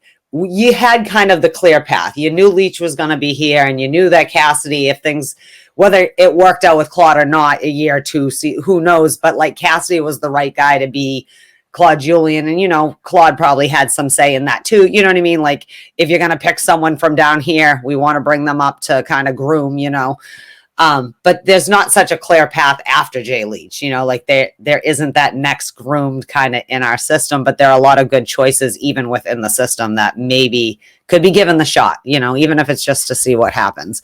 I don't know. We'll see. I was only half joking about Chara, but eventually he probably is going to GM this team. Can't wait to see him at his first draft. All right. I will say, regardless of who the coach is going to be, I myself, along with other media members that cover the Providence Bruins, I have seen Chris Kelly in the Providence suites, along with other members of Boston Bruins staff, along with Adam McQuaid. So I look to see Chris Kelly making more of a role this season, along with the announcement that Adam McQuaid is probably going to join the developmental coaching staff as either a consultant or a full-time member. So all right, so check should be cool. Quader and Kelly, check. We've had Peverly around a few here and there and everywhere. Yeah. I'm telling you, check the boxes. So Savard will be here eventually. There you go. I'm just kidding. All right. So anyways, good luck, Jay Pandolfo. We hate to lose you, but glad to have you. This one's a weird one for me. I don't know. Like it causes panic in my heart. But St. Louis Blues are actively shopping around Vladimir Tarasenko. Should the Bruins take a buy low flyer on the Russian winger, who has had the 2 years remaining on his contract, $7.5 million a year. This is a spicy one to me. I don't know. I always want them to make a big move, but I kind of need them to make some moves before they make a big move, so I know what their direction they're heading. What do you think? Do you think that Tarasenko might be one of those too big to take on? One thing about him, he has had a few injuries, but like, man, when that kid is clicking, he is a sight to watch. He just does everything right. He's just so good at what he does when he's healthy. So this is a hard one for me. Actually, one of the reasons why I wanted to bring this topic up, because returning blackandgoldhockey.com writer Spencer Lindsay, who took, I think, a couple of years off to do the schooling thing, and then contacted me again and said he wanted to be back on the team, and he was welcomed with open arms, and he's been doing a fantastic job in his return. So shout out Spencer Lindsay. I give him a follow at Dispenser8, I think. It's something at Dispenser. Sorry, Spence. Oh, actually, wait a minute. At Dispenser88. I knew I had the 8 right. Close. So, but he wrote an article about the idea of trying to buy low on a trade for Tarasenko, who's got 2 years left. Real high cap hit. That AAV is probably the one that really makes me nervous, regardless of his constant shoulder surgeries that he's had. Upper body, let's put it that way. Maybe the shoulder was a reach for me. But still, it's not a bad idea, because we've seen what type of player Tarasenko can be, that threat and so on. But what are we going to get? And it's just such a roll of the dice when it comes down to this. The only thing I would say is, can St. Louis retain some of that cap to make it happen if they want to get rid of his contract that bad? It might not be a bad idea, but the weird thing about him, to me, being on the roster is he's a left shot. And is he going to want to come here when we already have a second line and third line solidified with Hall, hopefully Hall return, and Marchand? Is he going to want to be that third line guy so we can increase the depth and take a flyer on him? But I'm not sure, St. Louis is going to want to retain the salary, and they might even over ask for him. I don't know. It's hard because he's not the kind of player that is a third line left shot. He's just not. And if you're going to swing that big, that means you better make sure he's got two players that are worth his caliber of talent too, or it doesn't work. That's partly why he works in St. Louis, is because St. Louis, he's a building block. He's part of their core, you know what I mean? And they surround him with people who shore him up instead of, you don't want to create now Tarasenko's the new David Krejci struggling to carry, that's a lot to ask a superstar to be a third line winger without any help. And currently we don't, even if we kept Hall, like you said, now you're looking, he has to be the third line. What are you going to do? Drop Hall to the third line or drop Brad Marchand? I doubt it. Now listen, I'll throw something at you right now. I would only do this deal, and I do understand his injury history. I get it. Yeah, I'm not worried too much about that. If Don Sweeney could swing pretty much the same what he got for Taylor Hall here, that's not bad. That like say a third round pick in Sean Corrali right now. I know Sean Corrali is going to be an unrestricted free agent later on this summer. We get it, but if we were doing the trade right now, if you were going to trade Sean Corrali, much like you did Anders Bjork for Hall, you throw in that and a draft pick and it gets done, and man, St. Louis eats up $4 million of that. That'd be great. Yeah, I would definitely take a flyer on that. But that 7.5 AAV with what we're trying to do and get healthier players, more players that are in the lineup consistently to try to pitch in during the regular season and the playoffs. That's what we need here. And it's such a roll of the dice, but it's not a bad idea, That to me, though, is more like you got to pick your poison. Are you trying to get Hall, or are you going to trade for Vladimir? There is no way they're eating $4 million of that contract. They're just not. Part of the reason they just shed the contract is they don't have the money to eat these giant contracts. I've heard the most that they'll try to eat, and this is just hearsay from close to the organization stuff, that they'll eat up to $2 million of it. Yeah, because that's a hard ass to ask any team. Buffalo did it because they're desperate freaking fire. They need to, and they're probably gonna lose Jack Eichel too, because at this point, you know what I mean. And then Buffalo sadly is going to be an even worse mess next year, because now Hall didn't even last a full half a damn season. It wasn't even a full season, and he didn't even last the whole time there. And word is Jackie Boy wants out of town, hardcore. One of the Rasmuses already said they're not sticking around for another rebuild. This the third rebuild since you drafted me kind of shit. I'm all set. I don't know. But so they're St. Louis, although they got to shed some cap, they are not desperate in the way that Buffalo is. Our team is an all around sucky team that has good players, but just management is not allowing this team to become a good team. Every time they get a coach they get rid of them. But St. Louis isn't quite at that point. I don't know. It just is I don't know if it's just because, in my dream world that Krejci and Hall would be back.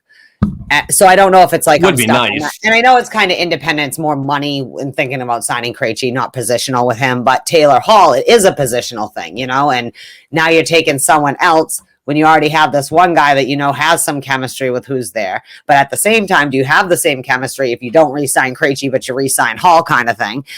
Do you take your chances? Because, again, Tarasenko is one of the best forwards in the league when he's healthy, just point-wise. He's on, man. Damn. He is, but it's do you take the risk? Because every time we take that risk, we get burnt in the ass. So it's am I scared to do it because of that?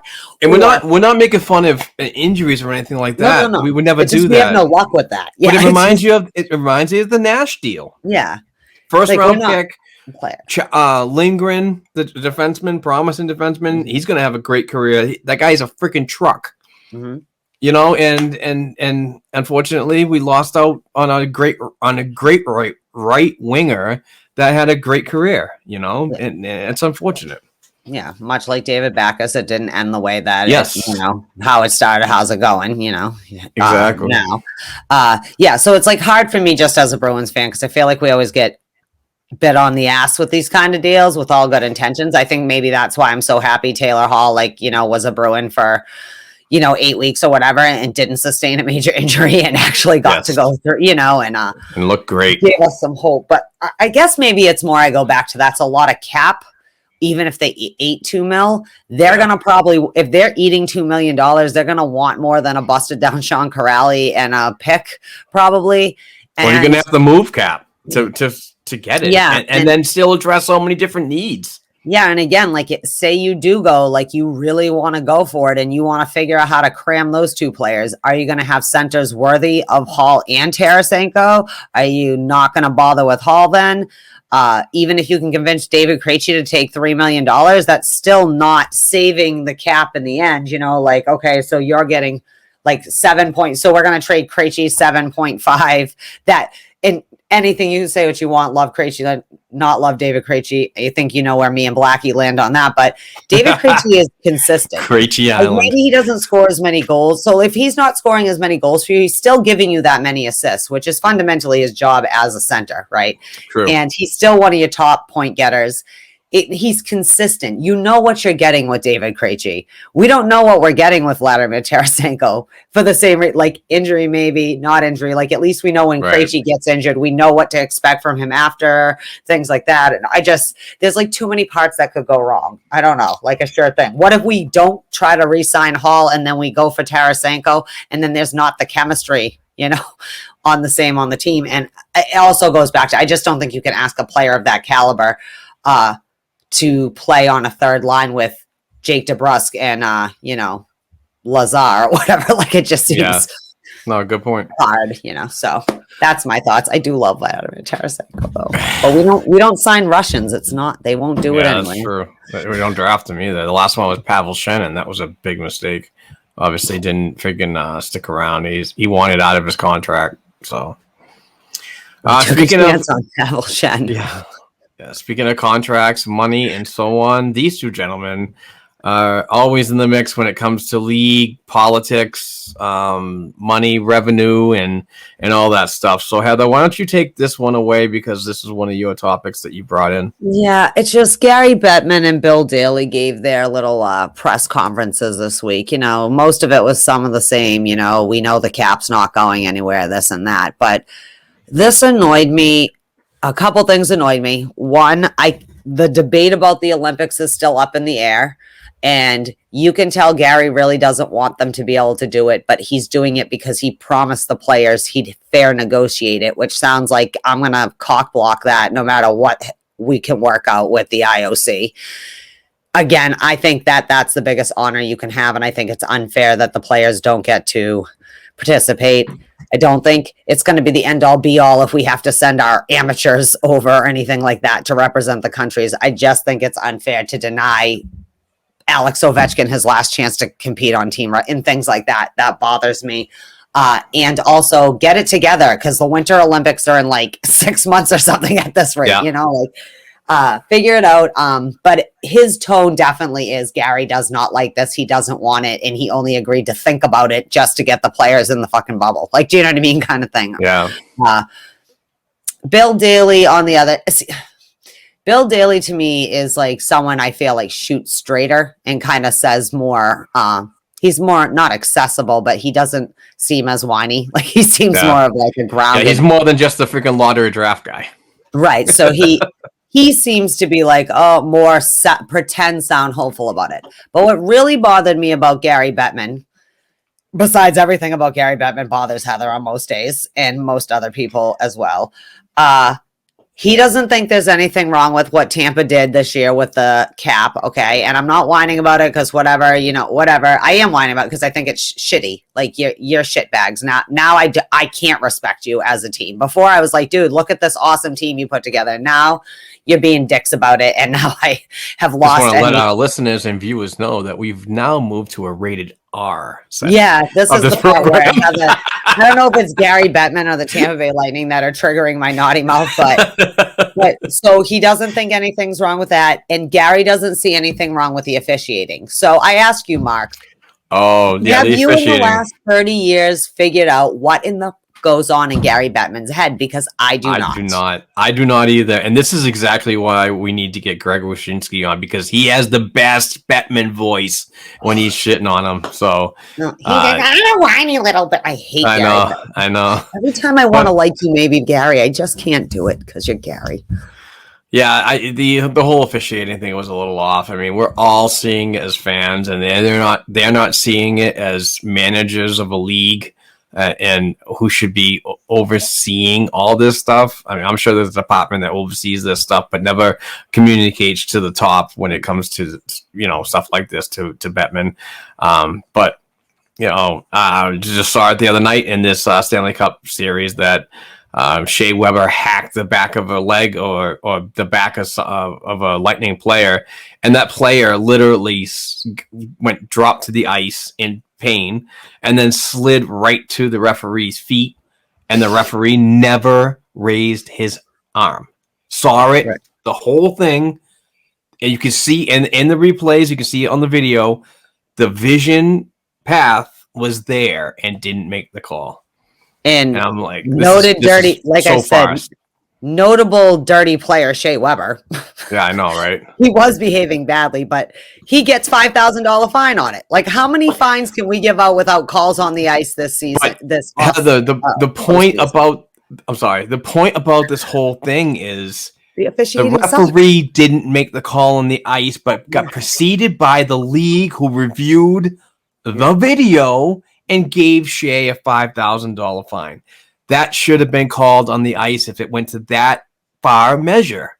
Really? It shouldn't have had to be a fine. It should have been a call on the ice, because players will behave badly. That's why we have the rules. Okay. Should have been a slash. Shea Weber did not. Right. It should have been a slash. That wasn't something that warranted to get to a fine. That should have been a fucking slashing call. That happens all the time. They're jerks, which they're not supposed to do. You should get called for that because you can hurt another player. You also don't have to be so fucking dramatic about it every time something happens to you on the ice. Tampa Bay, I'm looking at you, But at the same time, not 24 hours later, Nikita Kucherov, who has been so hurt he couldn't possibly step on the ice until May 9th or whatever, fucking making a line change and just, you're not supposed to do that. That's a rule. Everybody can see it. He doesn't get called, does he? Fucking hooks a dude's hip. He goes down, not a fucking call on anything and no supplemental. So this goes back to the officiating fucking sucks. I mean, again, notable big mouth Bruce Cassidy got a $5,000 fine for what he said. We've had 25. Oh, yeah, that's right. And then we've had the league. We've had a team in the league, the Rangers, get a fucking $250,000 fine mouthing off about officiating and shit. Oh, yeah. Get the clue. This is what Bettman does. It's like when people criticize player safety. You are like the refs on the ice. If the officials don't keep control of the game, and everybody knows you go hard the first 10 minutes of the game, you set the goddamn standard. Because if you let the standard be, you can get away with anything. By the time they're really heated in the third, you're getting slashes from Shea Weber, this and that. Yeah. But you've already lost control, and then they just don't even bother controlling it. That's stupid. Same thing with Gary Bettman. You're like the officials on the ice. You can't wait until everyone, fans, owners, coaches, are so pissed. They're jumping all over the officiating. You can see how bad the officiating is. You don't double down on that shit. You are the person running the league. You get that shit together. You make officiate, whatever the Department of Officiating or whatever the hell it's called, figure it out. Just like with when perhaps we don't know, but it's rumored that Parros did not want to suspend Wilson for the Carlo thing. Yeah. Either Bettman or Daley or someone got a call from the Jacob is like, I don't can think so, right? And they intervened clearly because he got the suspension. You know what I'm saying? You can do that. you actually have the power to hire the people to be in charge to make it right. But instead, year after year, and especially in the playoffs, and this year it wasn't even, normally it's like it's the playoffs where the officiating suddenly sucks really bad when it most counts. But all this 52-6 game season and all of this playoffs, there has not been a single game where you wouldn't say there were a few times where you're like, dude, you can see it. You're staring right at the play. Why aren't you making a call? Yeah, and you know ridiculous. me, I'm a fair is fair. Like, I want my players called for dangerous type shit too. Like, I don't want people getting injured. It's stupid. But what are you going to do? If you don't do anything and you're letting grown men with fucking weapons in their hands slash and hack and trip and smash each other, eventually you're going to end up with a Corey Perry bleeding in his face and this and that, like it. But that Kucherov thing particularly fucking bothered me. And I love Nikita Kucherov, but I'm like, you shady little shit. Well, you know what I would have done? If I'm going to get fined, I'm surprised the player he knocked down didn't get fined for touching Nikita Kucherov. Like, you know what I mean? Because, man, I would, Montreal, they're on their last breath, dude. But if I were them, I would just pound the shit out of any of their key players just to make them have some pain. So keeping you fresh and ready to roll on this one, we might as well keep the Nikita Kucherov things going because you're coming in red hot and I love it. But this is new. So I have a tweet right here that I'm going to read from you. And I know that you saw it, Heather. But let me look. This is from Gord Miller. That's at G Miller TSN. So, TSN's pretty predominant. They don't get people in there that just blurt shit out. But he says starting next year for any postseason game, the combined AAVs of a team's 20-man roster, that's 18 skaters plus 2 goaltenders, may not exceed that season's salary cap. Teams can still have extra players available if needed, but the game roster can't exceed the cap. So that shady stuff that you were talking about earlier in the season when Nikita Kucherov and players like Stamkos were off the roster for a majority of the season, if not everything. And then like Kucherov was able to come back 12 days before the postseason started and practice with the team leading up to the playoffs, where he didn't need to be cap compliant or his dollar value AAV was not needed. You made a good point too when that happened about players, if you're on the IRL or whatever, or LTR or whatever you're listed as, should not be able to skate with the group.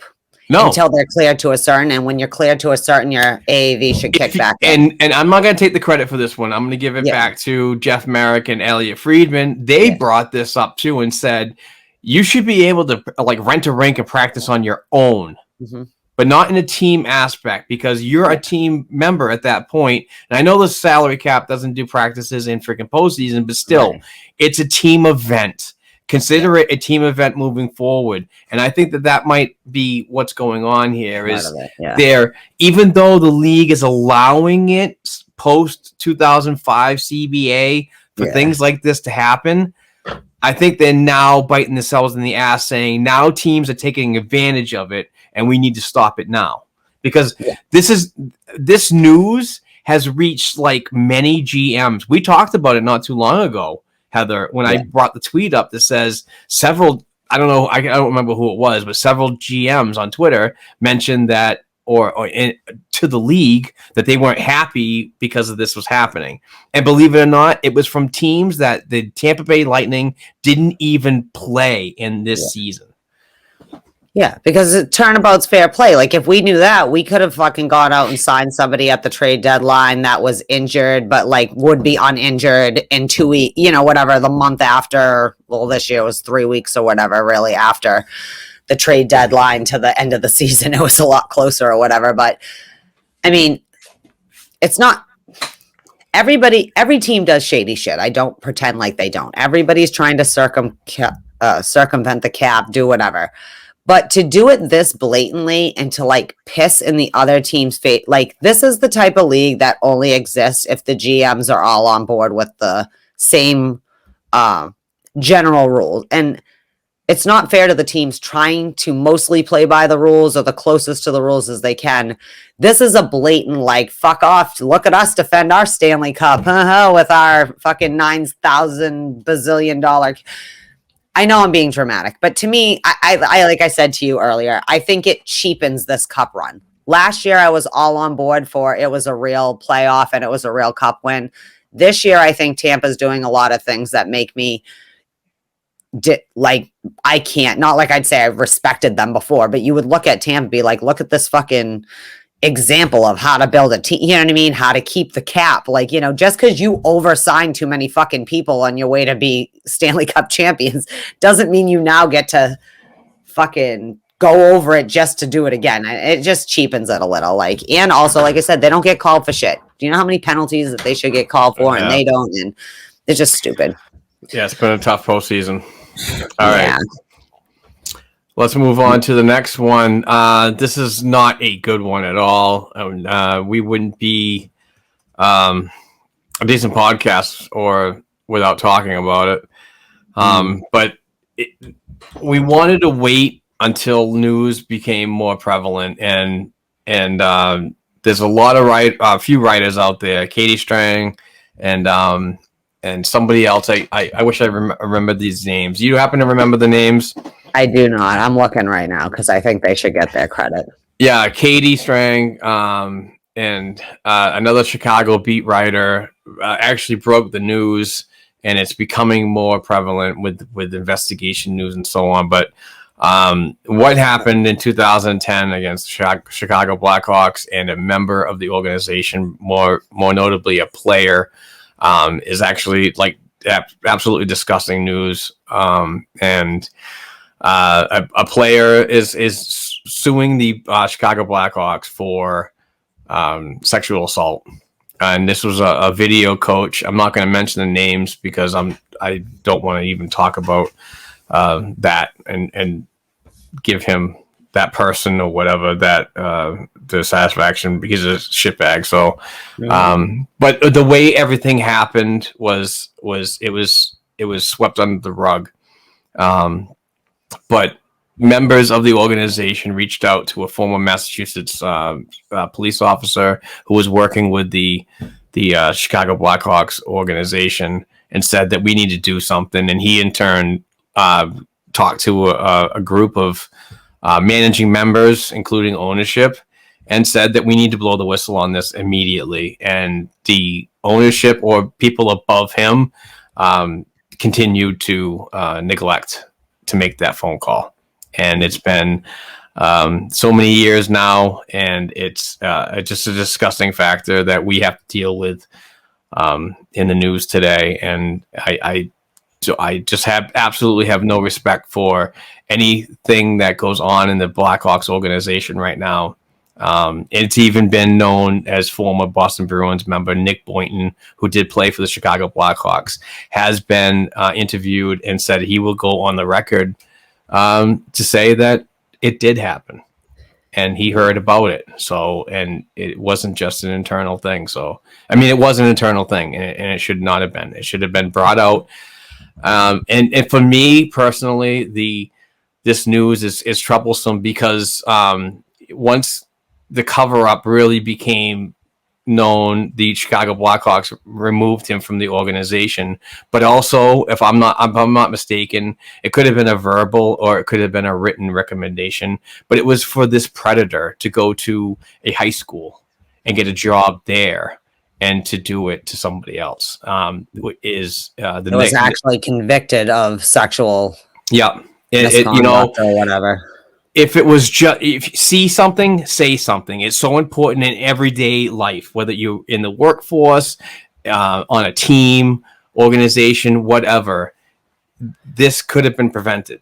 This child that was at a high school hockey team could not have been touched inappropriately or dealt with inappropriately, because the fact is that Chicago Blackhawks back then in 2010 should have shut the fucking door right on this person then and there. And I think that's freaking wrong.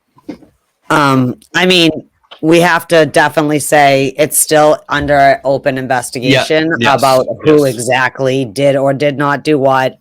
So we certainly are not everybody involved, we don't know who, especially the bigger name players. But what is definitely known is that at least one, possibly more than that. With this old video coach, like you said, we won't say his name. After all, he is a predator and he's a Piece of sex trash. predator. He's actually a registered sex offender now after the incident. Is that the players, they were young players, so we do know it probably wasn't anyone when the big name players on the said team, but even worse, you go after the younger ones. But it was told to Paul Vincent, who was one of their coaches, and he, I believe, is a former police officer, and the players trusted him enough that they told him, and he believed them, and he's even said he will testify that they came to him, they told him, and he is dead, just convincingly how he went and talked to these whether that's Stan Bowman, whoever, whatever. And because it's an organization, the communications have to be there. The prosecutors are going to be able to pull emails and pull phone records and all of that. But Paul Vincent, and he still is ready to go and help this player and stand up, So I think that's part of the most tragic thing is that someone did try to advocate for these players.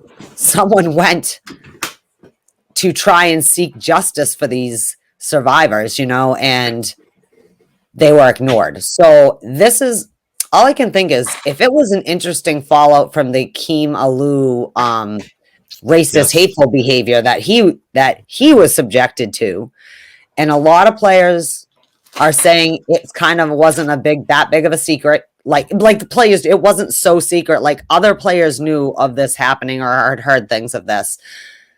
And I'm glad it's still coming out in great beat reporting, but it's going to be interesting. Bettman also said he wasn't aware of the Blackhawks situation. Now, that could be very well true in the sense that if they've covered it up, maybe the general league is just finding about it too. If there was an internal cover up, they might have not. And when Bettman said that, probably meant they had no previous knowledge. And at this point, that could be true.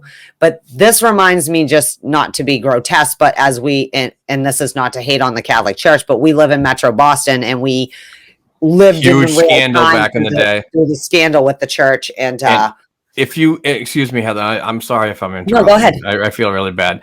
But if you want to know, I know it's a disgusting topic we're talking about, but if you do want to know about what happened in Boston and around the world when it comes to the Catholic Church, please check out the movie Spotlight. And it was about a freaking group of writers, an investigative group that worked for the Boston Globe that broke huge news on the Catholic Church and cardinal law and so on. And it's a great movie, but it gives you a better depiction of what it actually happened. So Spotlight is the movie, folks. Check it out. And what's his name? I don't remember. But anyway. I think that also just shows kind of generally how these things happen, right? A camp counselor that doesn't get reported and just gets let go, but we'll give you a recommendation. And that's going to be interesting to find out what kind of recommendation. Like, it is one thing. I understand your initial instinct is protect the organization. Okay. That doesn't make it right, but I can understand that. Regardless of the situation too, regardless if you were in the run for a Stanley fucking Cup. Yeah. And didn't want to change the focus of what was going on in your organization. This is still fucking wrong. What concerns me is that they said some of these beat writers have said that they've contacted this guy's former employers, and all of them are declining to comment on why. So that a lot seems to me much like the church scandal where you just kept moving priests that you knew are pedophiles around to try and save face here and there. But to recovery centers. You could have, right. So you're just putting them with other. So if he'll do this to grown fucking men in the Chicago Blackhawks organization, professional hockey players, you gave him a recommendation. I mean, I'm not saying you have to say terminated because of whatever. Okay. You don't even have to do that, but you don't have to the Chicago Blackhawks has meaning when you put a recommendation out from whoever might have done that. Yeah, to go. And there's also, I think there was like a third incident with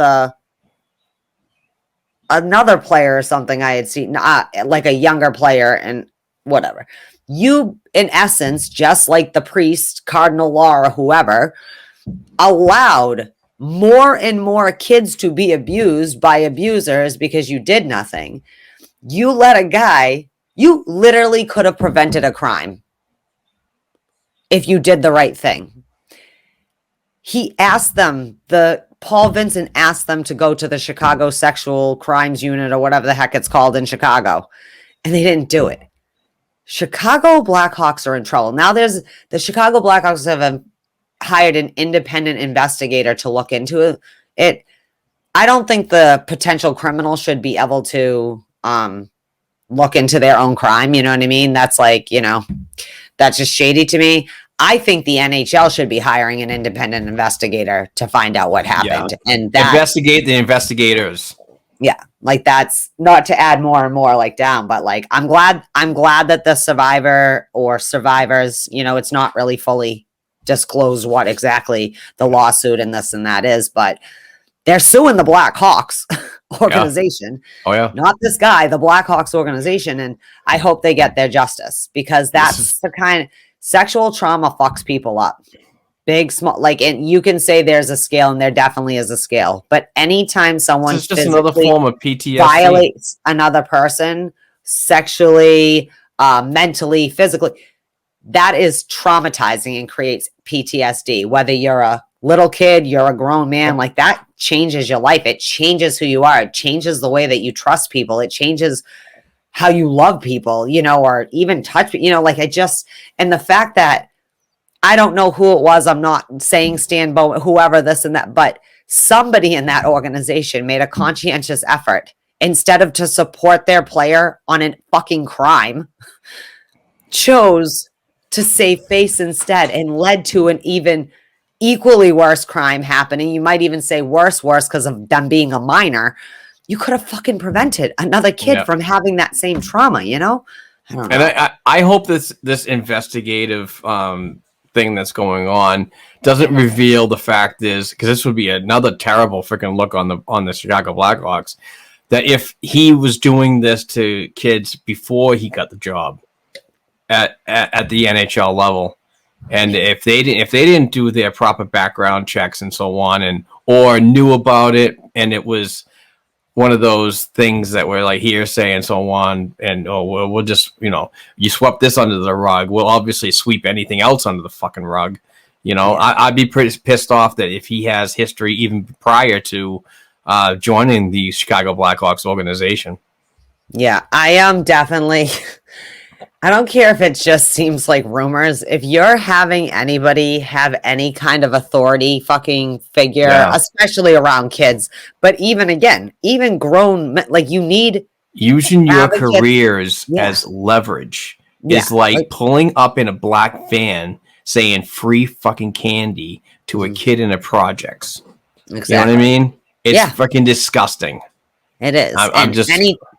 It's disgusting when people manipulate each other, but this is particularly heinous of, even just if you think about hockey culture generally, like, it's not exactly designed that a grown man to go and go, oh, I got groped or whatever, you know what I mean? Again, we don't know this specific incident. So I'm just, even if it, I hate to say it that way, because I don't mean even if groping, as if groping isn't a bad thing, because it's a horrible thing to touch somebody else without their consent. Exactly. But it's not like it's an environment that probably is conducive.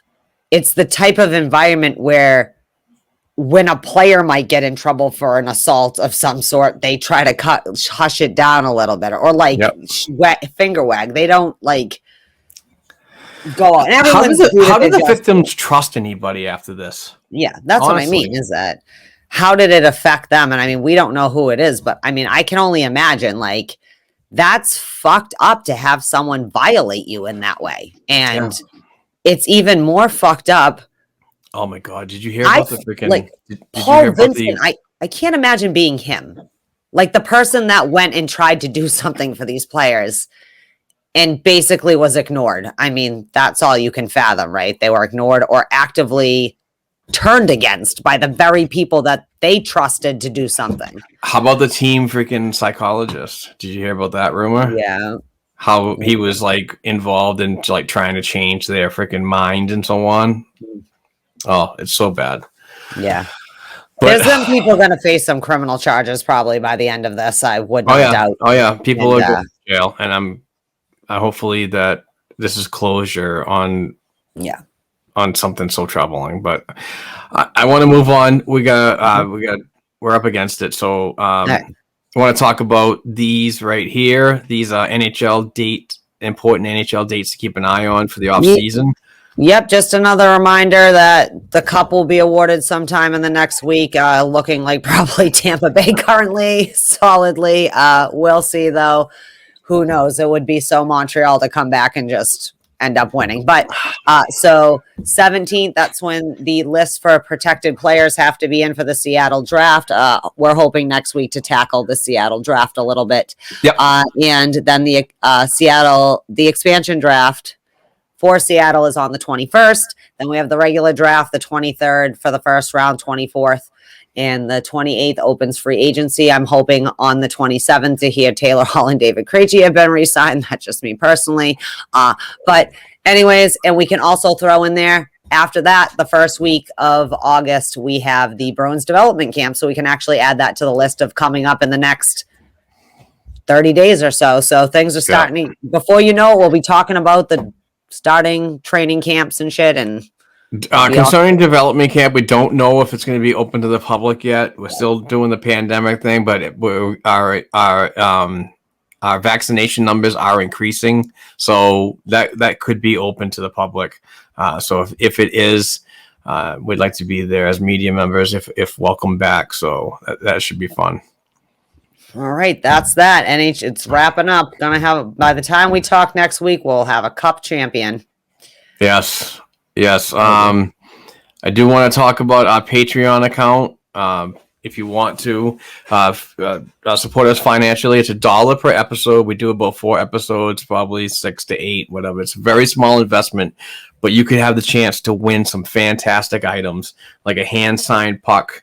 And this one's from a Hall of Fame, inscribed HOF, from Vern Flannan. This was one of the members of the Boston Bruins who were involved in the Ted Lindsay thing back in the day when players were getting cheated, and Gordie Howe and all that. So he was like one of the guys that was the head of that team's representation. So also, I got a new one today.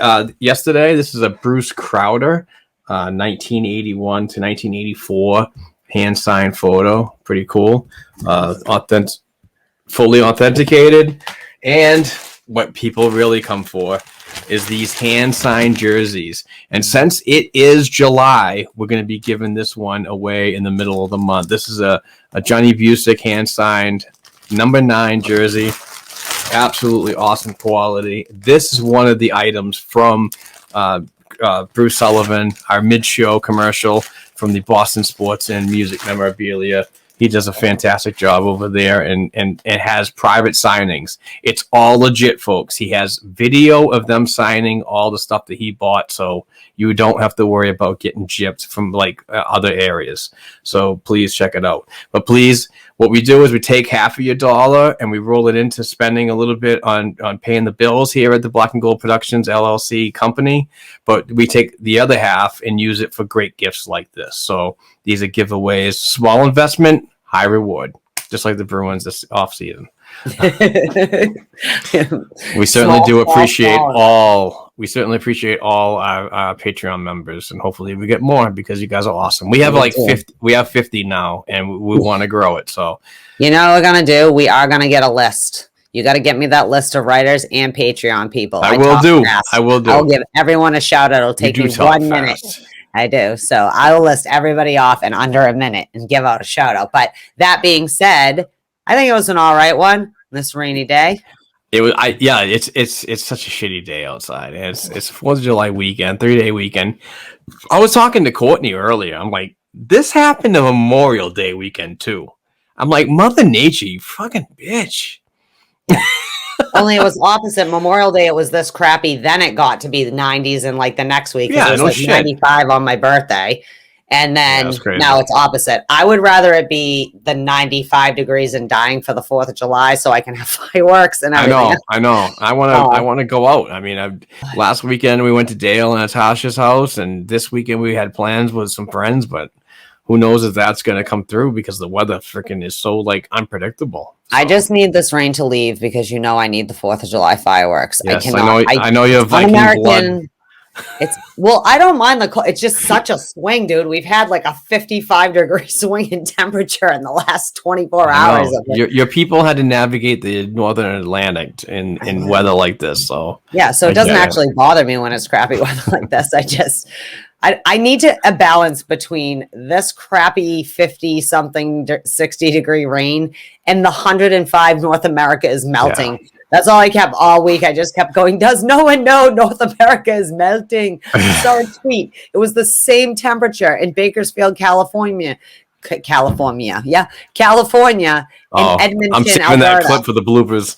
That's not normal. It's not supposed to be 97 in Edmonton. Why is it 97 in Edmonton? North America was melting. Parts of it is still melting if you look, but I guess I'll take that. But yeah, anyways, have a good holiday, my friends. Yes, absolutely. Please be safe during the 4th of July holiday. Enjoy it. Thank you for listening. Yeah, thank you for the financial Patreon members. Please rate and review on your listening platforms, particularly if you listen to Apple Podcasts. Please give a 5-star rating and say something good, say something bad. We love the feedback no matter what.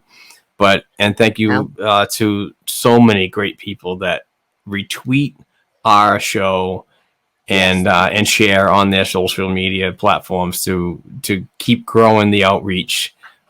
We do have I think we have a decent freaking Boston Bruins hockey talk, Heather. I think we have good chemistry. We're good friends. We love doing this and it's a lot of fun. So I want to continue doing this throughout the off season to keep the interest going and possibly an avenue to fasten the speed of this off season to get to October and back on the ice when the Boston Bruins are in the beginning stages of possibly winning another Stanley Cup.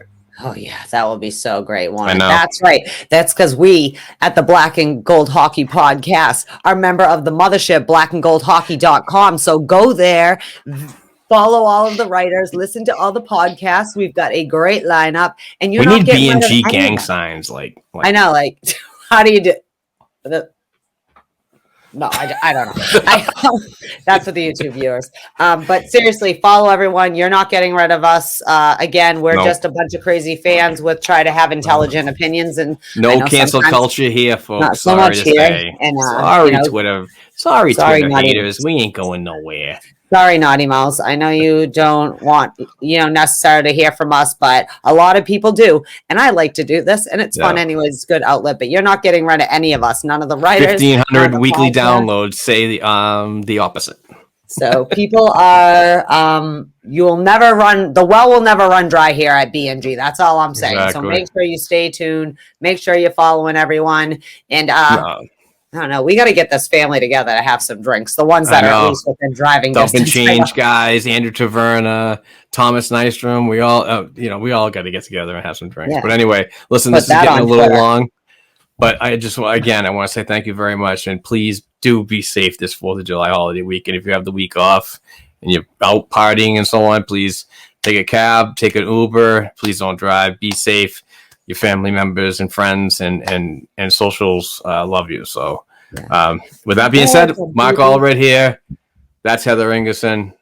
Peace the F out.